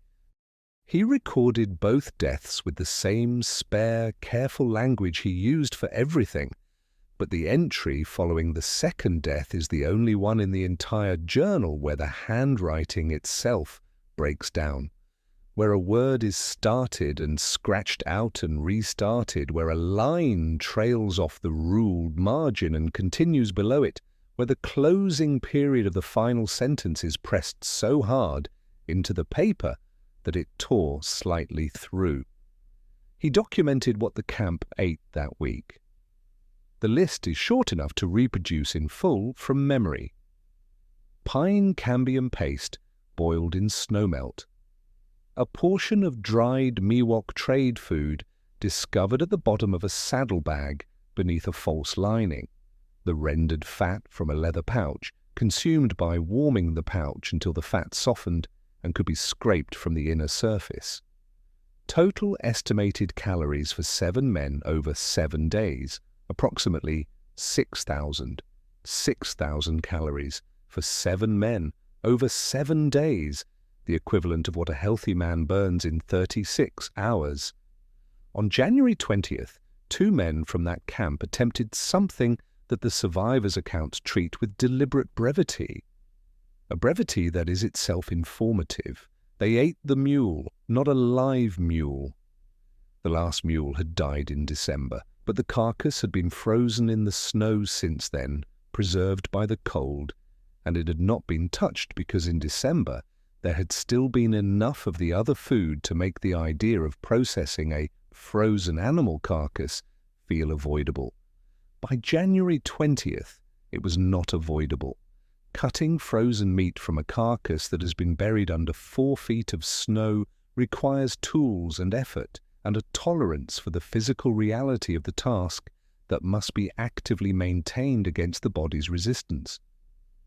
The meat, when thawed and cooked, provided approximately 1,000 calories per pound. The carcass, after months in the snow, yielded what the account describes as a meaningful quantity, enough, divided carefully, to change the arithmetic of the camp's survival by a calculable number of days. They ate it. They noted it in the record with 1 sentence each. The question of cannibalism requires the same directness the historical record applies to it, which is less than the subject seems to warrant, and more than most popular histories acknowledge. It happened. In at least 2 documented camps in the Sierra Nevada in the winter of 1849, men who died were subsequently consumed, in part, by the men who survived. The Donner Party, 3 years earlier, had established that this was within the range of human behavior under these specific conditions, and the men of 1849 who reached that point were not arriving at an unprecedented conclusion. The accounts that document it are sparse. One is a private letter, never intended for wider circulation, discovered in a descendant's estate in the 1920s. Another is a passage in a memoir that was published with that section heavily altered by the author's family after his death. The physical evidence, bone processing marks visible to forensic archaeologists who examined some of the site, remains in later decades, adds confirmation that the written record qualifies. What the written records share is a quality of remove. The events described in a third-person register, even when the writer was present, as though the grammatical distance created an actual one. The authors of these accounts did not write about what it meant. They wrote about what happened in the same flat register they used for the mule and the leather and the pine cambium, and then they closed those passages and wrote about something else. The something else in both cases was the weather. Whether the snow was letting up, whether the sky showed anything. A man watches the sky with that kind of attention when the sky is the only variable he hasn't already exhausted. In the Sacramento Valley, 60 miles west and entirely unreachable, the subject of the mountain camps was not unknown. Rumors had been reaching Sacramento City since December. Reports from the last men who had made it over the passes before the closure, accounts of camps with inadequate supplies, of men already sick before the snow deepened. The military garrison at the new American fort in the valley had received fragmentary intelligence. Civilian merchants in Sacramento had heard from the last supply wagons to return before the routes became impassable. The question of what to do about it was more complicated than it should have been. Somewhere in the snow below the eastern ridge, a man was scanning the sky for blue. The specific blue that meant a break in the weather, a drop in the wind, the possibility of something other than what had been true every morning for the past several weeks. He was not the only one. In camps spread across 200 miles of mountain terrain, men who had reduced their horizons to the dimensions of a tent were looking upward through any gap they could find.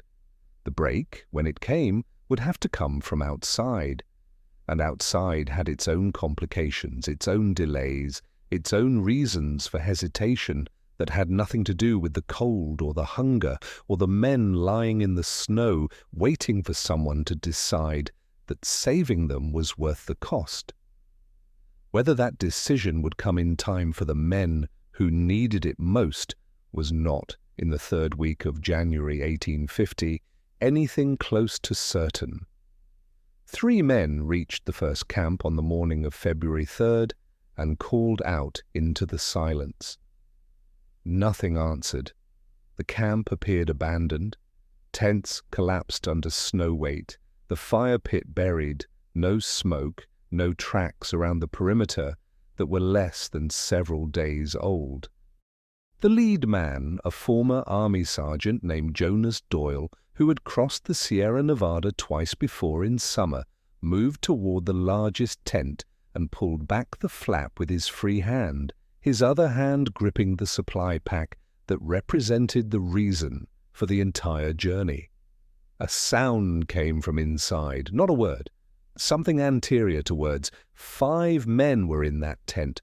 2 were unconscious. 1 was conscious but unresponsive to the light that fell across his face when the flap opened.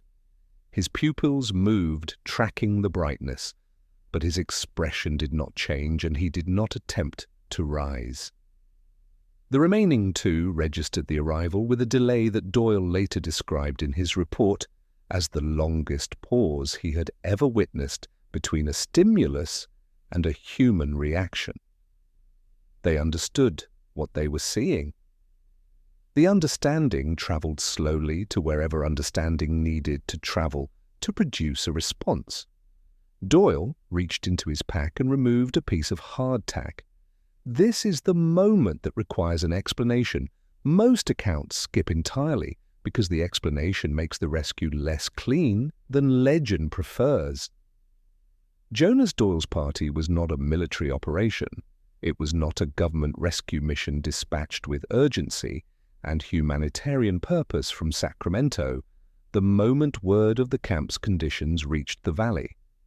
It was a private commercial venture organized by a Sacramento merchant named Elias Gould, who had recognized that starving miners represented a market and that a man willing to carry food into the mountains in February could name his price for it. Gould had spent 3 weeks in January negotiating the terms.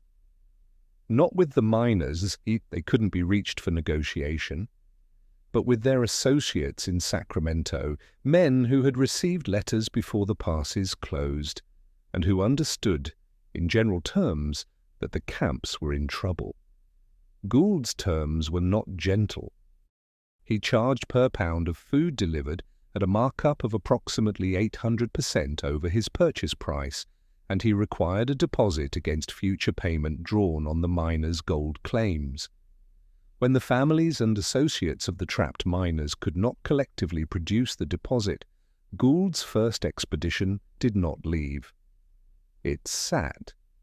For 11 days in late January, while the snow continued to fall in the Sierra Nevada, and the men in the camps continued their arithmetic, a fully supplied rescue expedition sat in Sacramento because the paperwork required by a private merchant's profit calculation had not been completed to his satisfaction.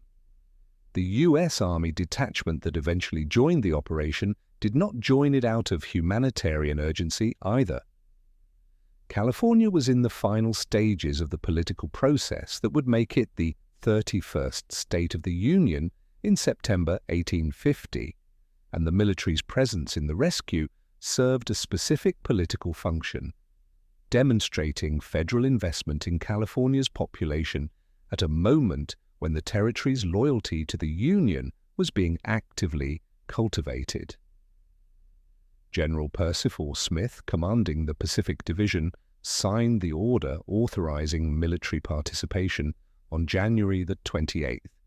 His correspondence from that week references the miners' political value to the statehood process more frequently than it references their physical condition. The rescue was real. The men it saved were genuinely saved. The motives behind it were what they were.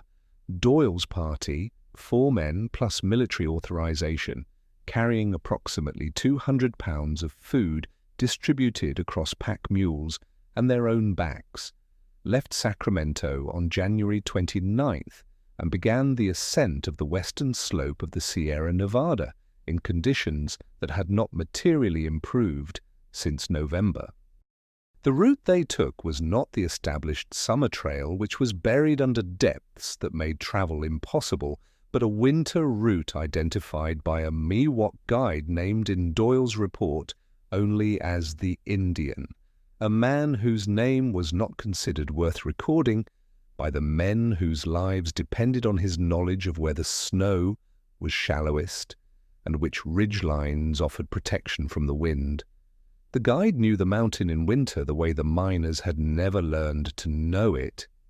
He moved through terrain that stopped Doyle's party entirely on 3 separate occasions, found passages that were not visible from any distance, and located the first camp using landmarks, specific rock formations, tree configurations, drainage patterns that remained identifiable above the snow line when everything else had been buried. Without him, the rescue party's own assessment was that they would not have reached the camps before their own supplies ran out. His name does not appear in any official record of the operation. The food that Doyle carried had been selected with some awareness of what starvation does to digestion, though the understanding was imperfect and partly wrong. He brought hardtack, dense, calorie-rich, slow to spoil. He brought dried beef. He brought a quantity of sugar and a small amount of coffee. He brought salt pork, which would prove to be a poor choice. What he did not bring was any fresh food, any source of vitamin C, any fat in a form the body could absorb immediately rather than having to process through the long chain of digestive steps that a compromised gut struggles to complete. The first food given to the men in that tent was a single piece of hardtack broken into fragments and distributed with water. Refeeding syndrome, the medical name for what happens when a severely starved body receives food too quickly, was not understood in 1849 by name, but its effects were empirically known to anyone who had dealt with famine survivors. A body that has been running on protein catabolism for weeks has made systemic adjustments, shifted its electrolyte balances, altered its insulin response, reconfigured which metabolic pathways it relies on for basic function. Introducing food rapidly, particularly carbohydrates, triggers an insulin surge that drives phosphate, potassium, and magnesium out of the bloodstream and into the cells, crashing the blood levels of these electrolytes to points that cause cardiac arrhythmia, seizures, and respiratory failure. Refeeding done wrong kills people who had survived starvation. Doyle knew this imprecisely but usefully. He had seen it before, not in medical terms but as a practical observation from the Mexican-American War, where men who had been without food for days and then received full rations had sometimes died in the following hours, while men, assumed to be worse off, survived. He fed the men in fragments, a piece of hardtack, a cup of thin broth. Wait, more broth. Wait longer. The process took hours for each man, administered with a patience that his military training had not specifically provided for, but that the situation made self-evident. The 2 unconscious men in the tent could not be fed this way. One of them regained consciousness in the early afternoon, responding to warmth more than food. Doyle's party had rebuilt the fire, and the restored heat reached something in the man that the food hadn't yet. He opened his eyes, looked at the ceiling of the tent, and the first coherent action he took was to reach for a piece of hardtack that had been placed near his hand. Doyle moved it away, too fast, too soon. The man's expression, described in Doyle's report with a restraint that doesn't conceal what it was, is not difficult to reconstruct. The second unconscious man did not regain consciousness that day. He was alive when Doyle's party arrived. By the following morning, he was not. His death came after rescue had arrived, technically, measurably after, and this fact appears in none of the official documentation of the operation, which reported the camp as having been reached and its inhabitants saved. The distinction between saved and too late to save was administrative in the records and absolute in the tent. The rescue of the broader camp network across the Sierra Nevada did not happen in a single operation or a single wave.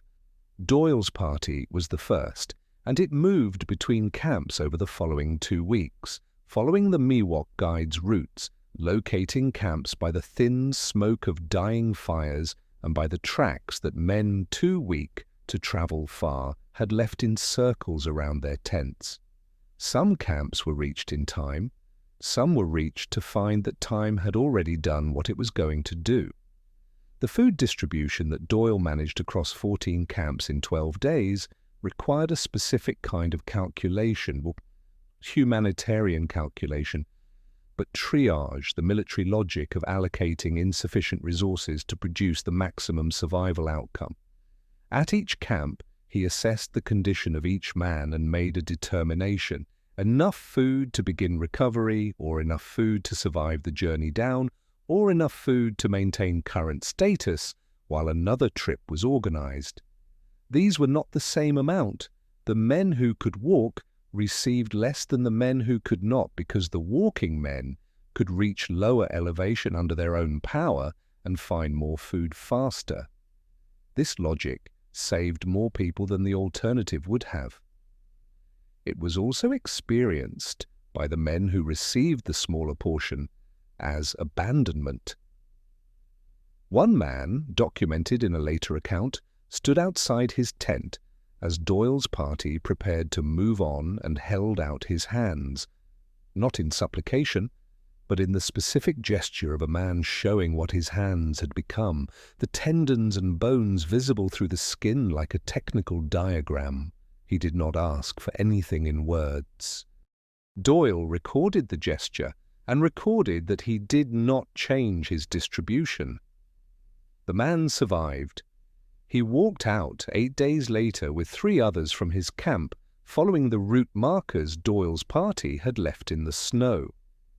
He reached Sacramento in February, weighed approximately 94 pounds on a frame built for 170, and sat down in a merchant's warehouse on the waterfront and ate a bowl of rice broth that took him 40 minutes to finish, because he could only manage 1 spoonful at a time without his hands shaking the bowl empty.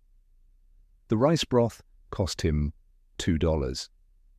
Across the Sierra Nevada, the rescue operation extracted somewhere between 300 and 400 men from the high camps over a period of 6 weeks, the estimates varying because the record-keeping of the operation was inconsistent and because some men walked out independently, having reached the point where remaining in camp was more dangerous than attempting the descent.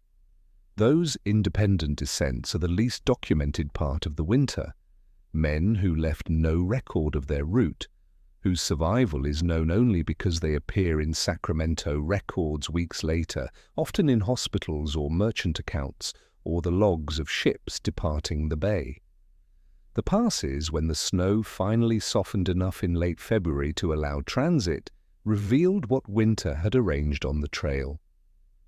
Equipment abandoned in November during the last panicked attempts to get over before the closure. Animals that had died in the drifts, preserved through the cold months, their packs still loaded with goods that had been considered essential in October. And in 2 locations, men, frozen, preserved by the same cold that had killed them, found in positions that suggested they had stopped to rest and then simply not risen. One was found fewer than 300 yards from a camp that had survivors. Whether he had known the camp was there, whether he had been trying to reach it or leaving it, whether the 300 yards were the distance he had traveled from somewhere or the distance he had left to go, none of this was recorded because there was no document left to record it, and the men who found him in spring did not speculate in their accounts. They noted his location, they noted his condition, They moved on. The men who walked out of the Sierra Nevada in February and March of 1850 arrived in Sacramento carrying almost nothing. What they had brought west, equipment, supplies, the physical inventory of ambition, was gone, burned, or eaten, or abandoned in the snow. What they carried instead was the winter itself, compressed into their bodies and their behavior in ways that would take months to become fully visible. The California they returned to was not the California they had left in November. Or rather, it was exactly the same California, but they were not the same men, and the gap between who they had been and who they were now was about to produce consequences that none of them, standing in the Sacramento sun for the first time in months, had yet begun to calculate. Spring in the Sierra Nevada arrives not as a date, but as a process. And in 1850 that process began in early March, with a quality of light, rather than a change in temperature. A shift in the angle of the sun that made the snow surface glitter in a way it hadn't through the grey compression of winter, as though the mountain was slowly remembering something it had set aside. The snow melted from the top down and from the edges inward, and what it revealed as it retreated was an inventory of the winter. Everything that had been dropped or abandoned or lost since November, preserved in sequence by the cold like a geological record. Equipment surfaced first, the lightest objects riding up as the snow density changed, then heavier things. Then, in the high passes and along the routes where men had attempted crossings in December and January, other things that the recovery parties documented in their logs with the same spare language the miners had used for everything. What the spring revealed, nobody had fully prepared to see. Alonzo Delano walked out of his camp on March 9th with 4 other men, the only survivors of the 8 who had gone in together in October.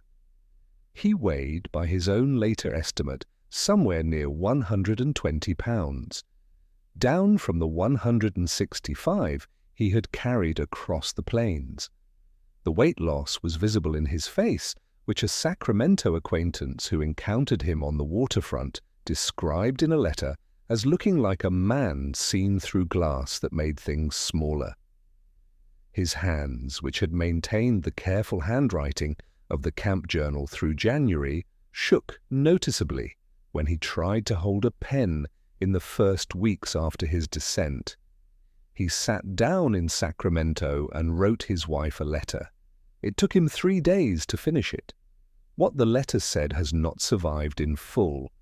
A partial transcription exists in a later biographical account, and what it reveals is not what most people would expect from a man who had just survived what Delano had survived. It does not describe the winter. It does not describe the deaths of the 3 men he had watched die in the camp. It describes at some length the price of eggs in Sacramento and the condition of the roads between the waterfront and the merchant district, and asks his wife about the children with the specificity of a man who has been thinking about particular details, not his children in general, but whether his youngest had lost the tooth that had been loose since April. The absence of the winter from that letter is its own document. Delano was not unusual in this. The men who returned from the Sierra Nevada camps in the spring of 1850 did not, as a group, immediately tell the story of what had happened to them. They returned to Sacramento and they ate, carefully, slowly, in the small amounts that recovering digestive systems required, and they slept, and they conducted the practical business of being alive again, and the winter remained mostly interior for weeks and sometimes months before it began to surface in letters and journals and the careful, qualified conversations that men had with people they trusted enough to try. The physical recovery was slow and specific in its slowness, Weight returned faster than strength. A body refed after severe starvation deposits fat before rebuilding muscle, a physiological prioritization that left men looking more normal than they were for months after rescue. The scurvy damage, the joint inflammation, the reopened scar tissue, the bone pain that severe vitamin C deficiency produces, persisted long after fresh food restored the vitamin levels, because connective tissue repairs itself slowly and incompletely in men past 30.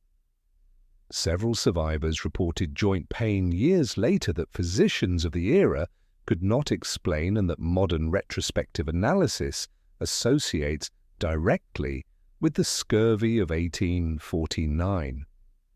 Delano's hands never fully stopped shaking. He wrote about this only once, obliquely, in a published essay from 1854, noting that certain kinds of fine work had become difficult without specifying why.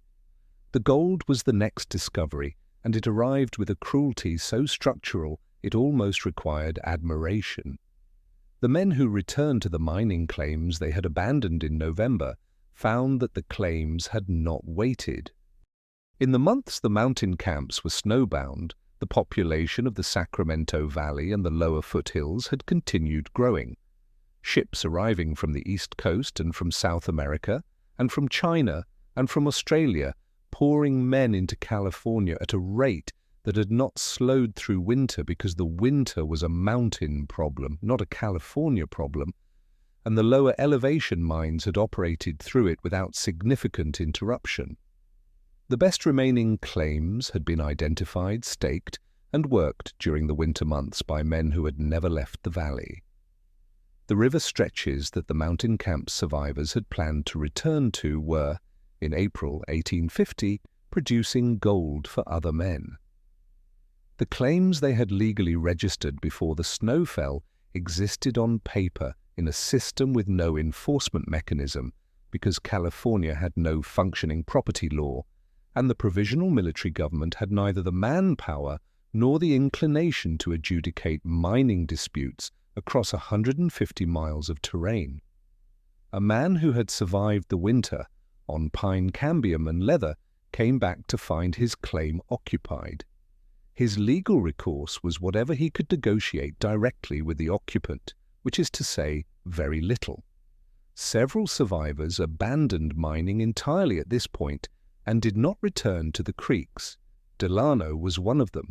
He moved to Sacramento and set up a small trading operation, then began writing. First letters published in Illinois newspapers describing California life, then a book. His account of the gold rush, published in 1854, became one of the most widely read first-hand descriptions of the era. He described the winter in it, but at a remove, third person in places where first person would have been more accurate, passive constructions where active ones would have placed him at the center of events he was not ready to occupy the center of. He made a modest living from the writing. He never got rich. This was the pattern that the real history of the gold rush produces when examined past its mythology. The men who extracted lasting wealth from California in 1849 and 1850 were not, with rare exceptions, the men who mined. They were the men who sold to miners. Levi Strauss arrived in San Francisco in 1853 with a supply of dry goods and pivoted to manufacturing durable work pants for miners when he discovered the demand. He did not mine. John Studebaker, who would later build one of America's great wagon and automobile fortunes, spent 5 years in California building wheelbarrows for miners, not using them, building them. Philip Armour, who became one of the wealthiest men in 19th century America, made his initial fortune in California not from gold but from selling meat to miners at the markup that scarcity made possible. The merchants understood something the miners didn't, or understood it earlier. Gold in the ground was a lottery. Gold in the pockets of men who needed to eat and sleep and work was a certainty. The men who had eaten their boots in December were, by April, paying $3 for a meal to men who had spent that December in a warm Sacramento warehouse doing inventory. The indigenous communities that had sustained many miners through the winter received nothing for it, not acknowledgement, not protection, not any form of reciprocal consideration from the government that was simultaneously acquiring their territory. The Miwok population of the Sierra Nevada foothills, estimated at approximately 3,000 in 1848, had been reduced to fewer than half that number by 1855 through a combination of disease, displacement, and direct violence. The diseases came first and fastest: measles, smallpox, and cholera, moving through communities that had no prior exposure and no immunity, carried by the same influx of miners that the Miwok had watched and traded with and, in the winter of 1849, kept alive. The Washoe fared similarly. The pine nut groves that had provided the critical trade food for the mountain camps were on territory the Washoe had managed for generations. By the mid-1850s, significant portions of those groves were being logged for mine timber, or simply cleared for the settlements that followed the miners. A food system that had sustained a population through Sierra Nevada winters for centuries was being dismantled at the same rate that the population who depended on it was dying of introduced disease. The name of the Miwok guide who led Doyle's rescue party to the camps does not appear in any official record. Doyle's report mentions him in 3 places, each time as the Indian, or our guide, and the third mention notes that he was paid, the amount not specified, and departed before the rescue party returned to Sacramento. No subsequent record has been identified. The winter of 1849 did produce one lasting structural change in California's relationship with its mountain terrain, though it arrived slowly and incompletely. By 1851, the California legislature had established a system of emergency food caches along the major Sierra Nevada routes. Stockpiles of preserved food at specific way stations maintained through the winter and accessible to travelers caught by early storms. The system was underfunded and inconsistently maintained, and it failed in several subsequent severe winters, but it represented the first acknowledgement in law that the Sierra Nevada winter was not an anomaly requiring individual preparation, but a structural feature requiring collective response.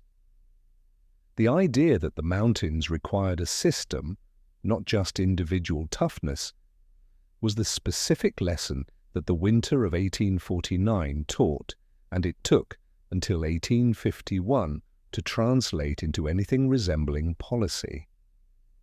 Some of the survivors returned east.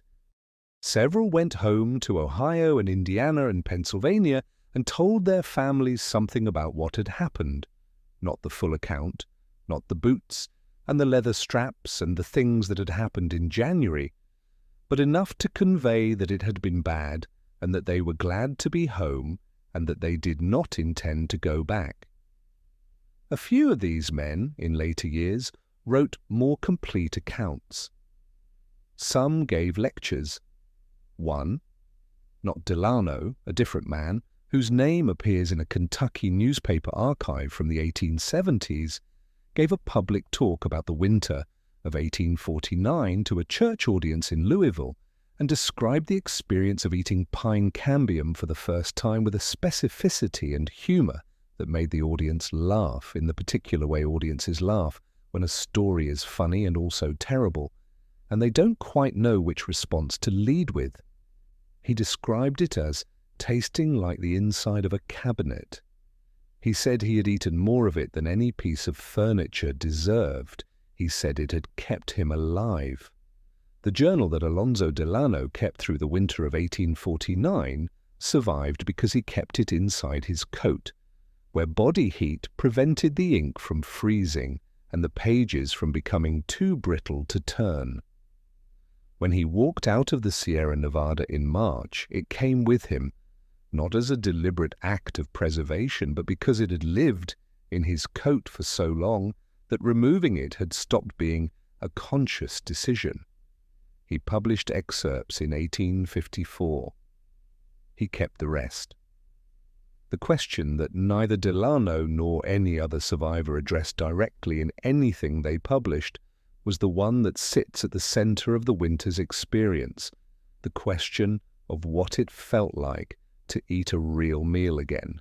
Not the taste, not the calories, the feeling of it.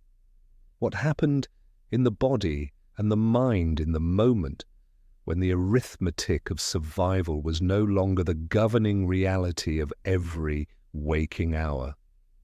Several survivors circled it. One wrote that the first real meal felt like being spoken to in a language he had almost forgotten.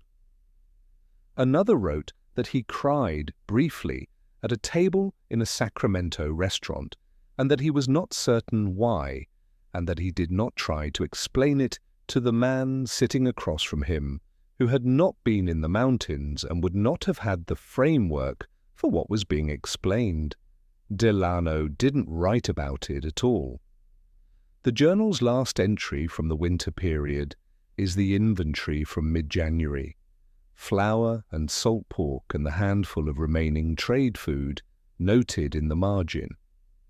The next entry is dated March 15th, 6 days after he walked out, and it begins with the price of timber in Sacramento and a note about the weather in the valley. The gap between January and March and the rescue, the descent, the first food, the first warmth, whatever happened in the body and the mind when those things arrived, is 6 weeks of blank pages.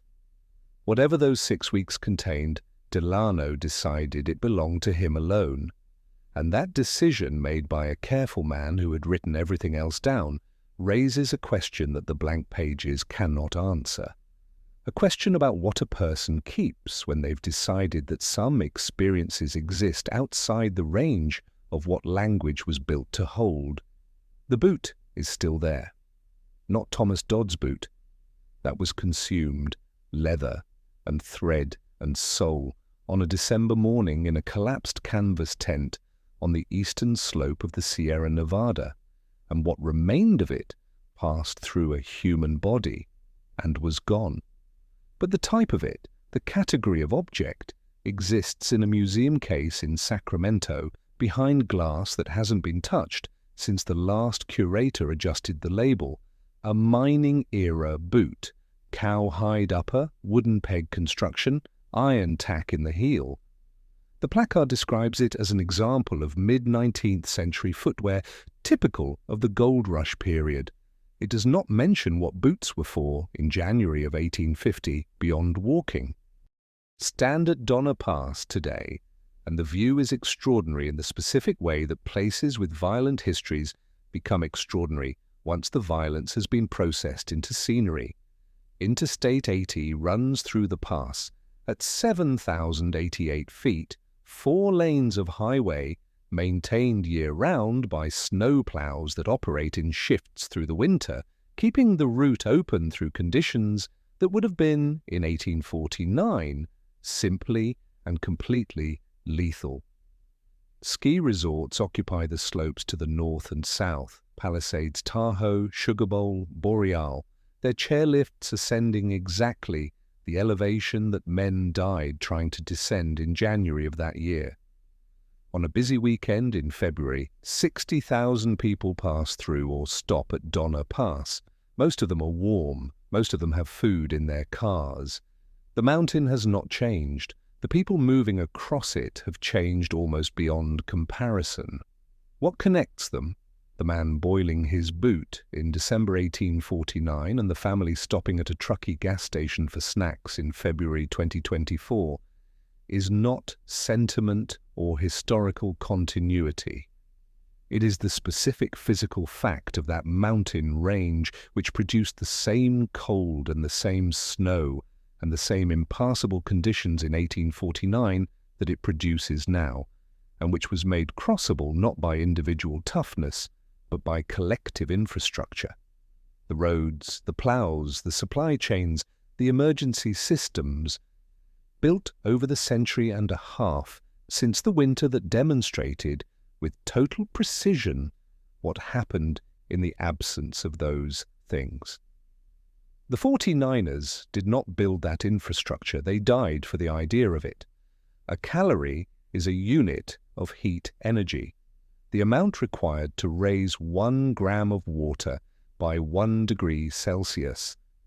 This is the original meaning of the word from the Latin cala, heat, applied to food by the chemists who first measured its energetic content in the 1820s. The miners who survived the Sierra Nevada winter did so by managing with desperate precision a heat budget they had no vocabulary for and no instruments to measure, tracking their body's energy reserves through the only feedback mechanism available, which was the experience of progressive depletion and what remained functional at each stage of it. They were doing thermodynamics with their bodies as the apparatus. The results were recorded in handwriting that degraded as the experiment continued.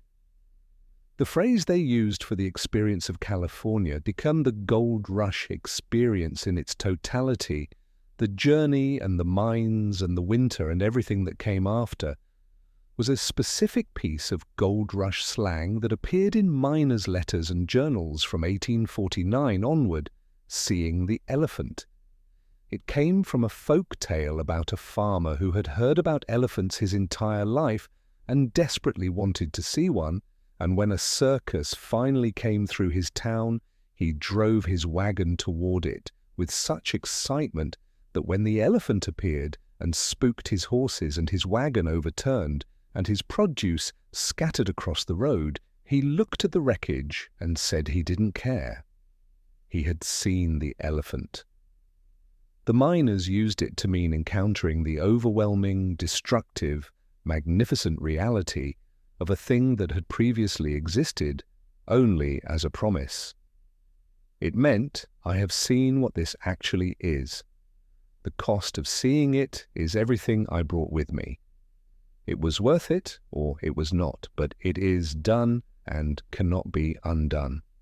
Delano used the phrase once in the 1854 book to describe the winter specifically, not the gold rush in general, the winter. He wrote that the men who came through the Sierra Nevada in 1849 had seen the elephant, and that the elephant had looked back.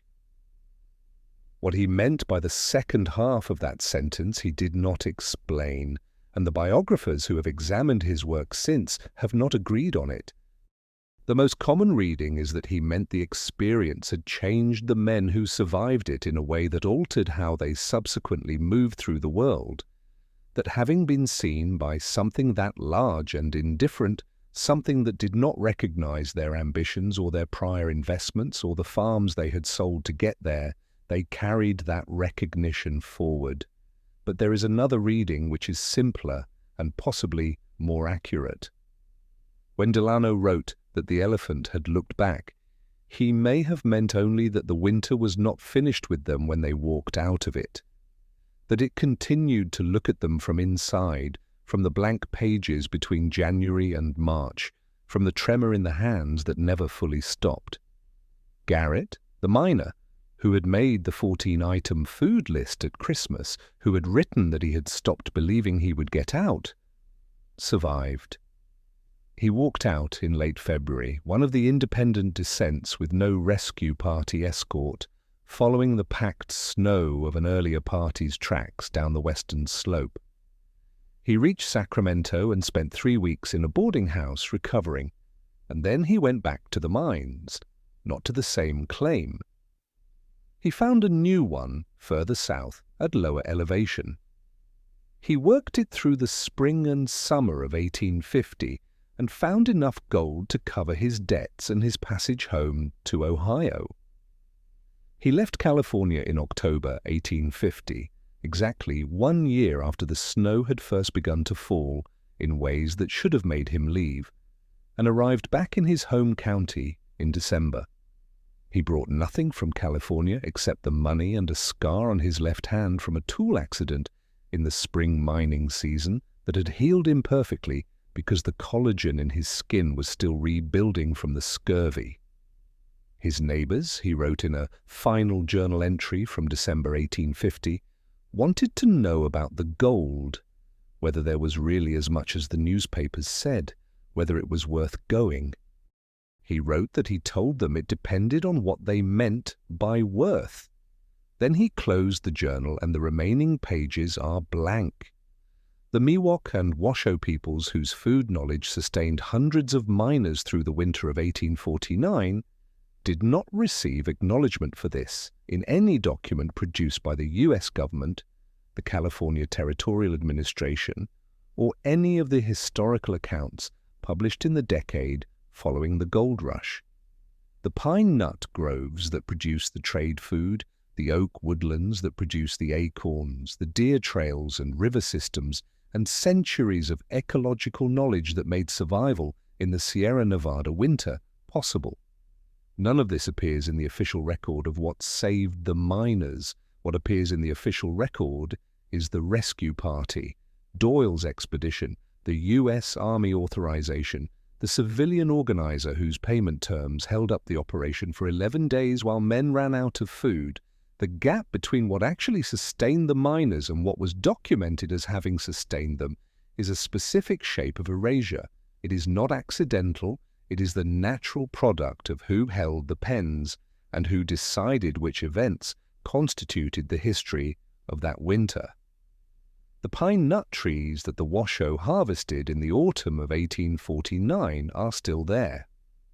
Some of them, the oldest, in stands on the eastern slope above what is now the Nevada border, are the same individual trees that produced the nuts that were traded to the mining camps that winter. Pinyon pines grow slowly, a few inches per decade, and a tree of sufficient size in 1849 might be 300 years old, which means it would now be 470 years old, and it would still be producing cones in September if the stands haven't been cleared. Some have been cleared. Others stand unremarked, producing nuts that no one harvests commercially because the margin isn't competitive with other nut crops, their caloric density and nutritional profile unchanged from what kept men alive in the camps, their existence unconnected in any visible way to the history that ran through them. The boot in the tin cup. Trace it forward. A man in a collapsing canvas tent in December 1849, boiling the sole of his own shoe, understood, in whatever attenuated cognitive state he occupied, one thing with complete clarity, that the distance between alive and not alive was being measured in units he had never previously had to count: calories, degrees, ounces of leather releasing collagen into brown water. He was not thinking about history. He was not thinking about California statehood or manifest destiny or the newspaper articles that had sent him there. He was thinking about the water in the tin cup and whether it was hot enough yet. That reduction of a man's entire world to the contents of a tin cup is what the Sierra Nevada winter of 1849 produced most reliably across 200 miles of mountain camps in thousands of men who had arrived in California carrying the full weight of ambition and promise and the elaborate plans of a person who assumes a future. The future reduced to a tin cup. Then the tin cup reduced to the question of what to put in it next. Here is what remains after everything else has been accounted for: the specific human capacity to track, measure, and continue when the margins have closed to nothing. Not heroism. These men were not heroes in the sense that makes for clean narrative. They were frightened, hungry, sometimes cruel to each other, sometimes extraordinary in their care for each other, inconsistent in the way that people are when the systems that normally organize behavior have been stripped away, and what is left is only the variable self without its supports. Some of them made it, some did not. The difference, where it can be traced, was sometimes character and sometimes chance, and sometimes the presence of a Washoe trader who came one more time than he needed to. The snow at Donner Pass in an average winter now accumulates to approximately 400 inches, 33 feet. The Interstate Highway Department deploys equipment worth hundreds of millions of dollars to manage it. The system works well enough that most people who cross the pass in winter do not think about the snow at all, except as scenery or as a reason to carry chains in the trunk as a precaution. The precaution that most people take but rarely need is the entire distance between 1849 and now, the full span of what was built on the evidence of what happened when there was none. Delano's journal is held in a historical archive in California. The pages from January 1849 are fragile, the paper has become brittle at the edges, and the archive handles them with cotton gloves and does not expose them to direct light. The handwriting in those pages is uneven, the pressure variable, the letters sometimes larger than they should be and sometimes smaller, in a pattern that a person who knew nothing about the circumstances of their composition might attribute to haste or carelessness. It is not haste, it is not carelessness.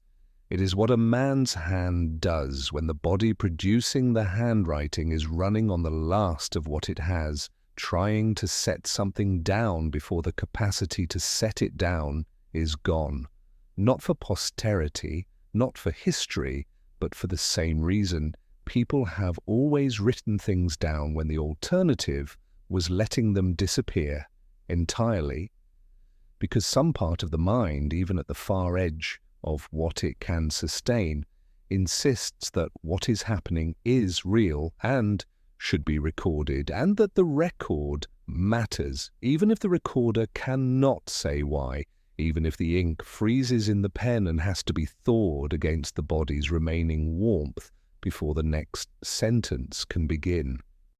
The next sentence always began, until, for some of them, it didn't. And the question that the blank pages ask, and the ones between January and March in Delano's journal, the ones in Garrett's final entry, the ones in the journals that were found in spring with no further writing in them, is not what happened in those weeks. That question has an answer, or enough of one. The question the blank pages ask is simpler and has no answer. What do you put in the tin cup when the leather is gone?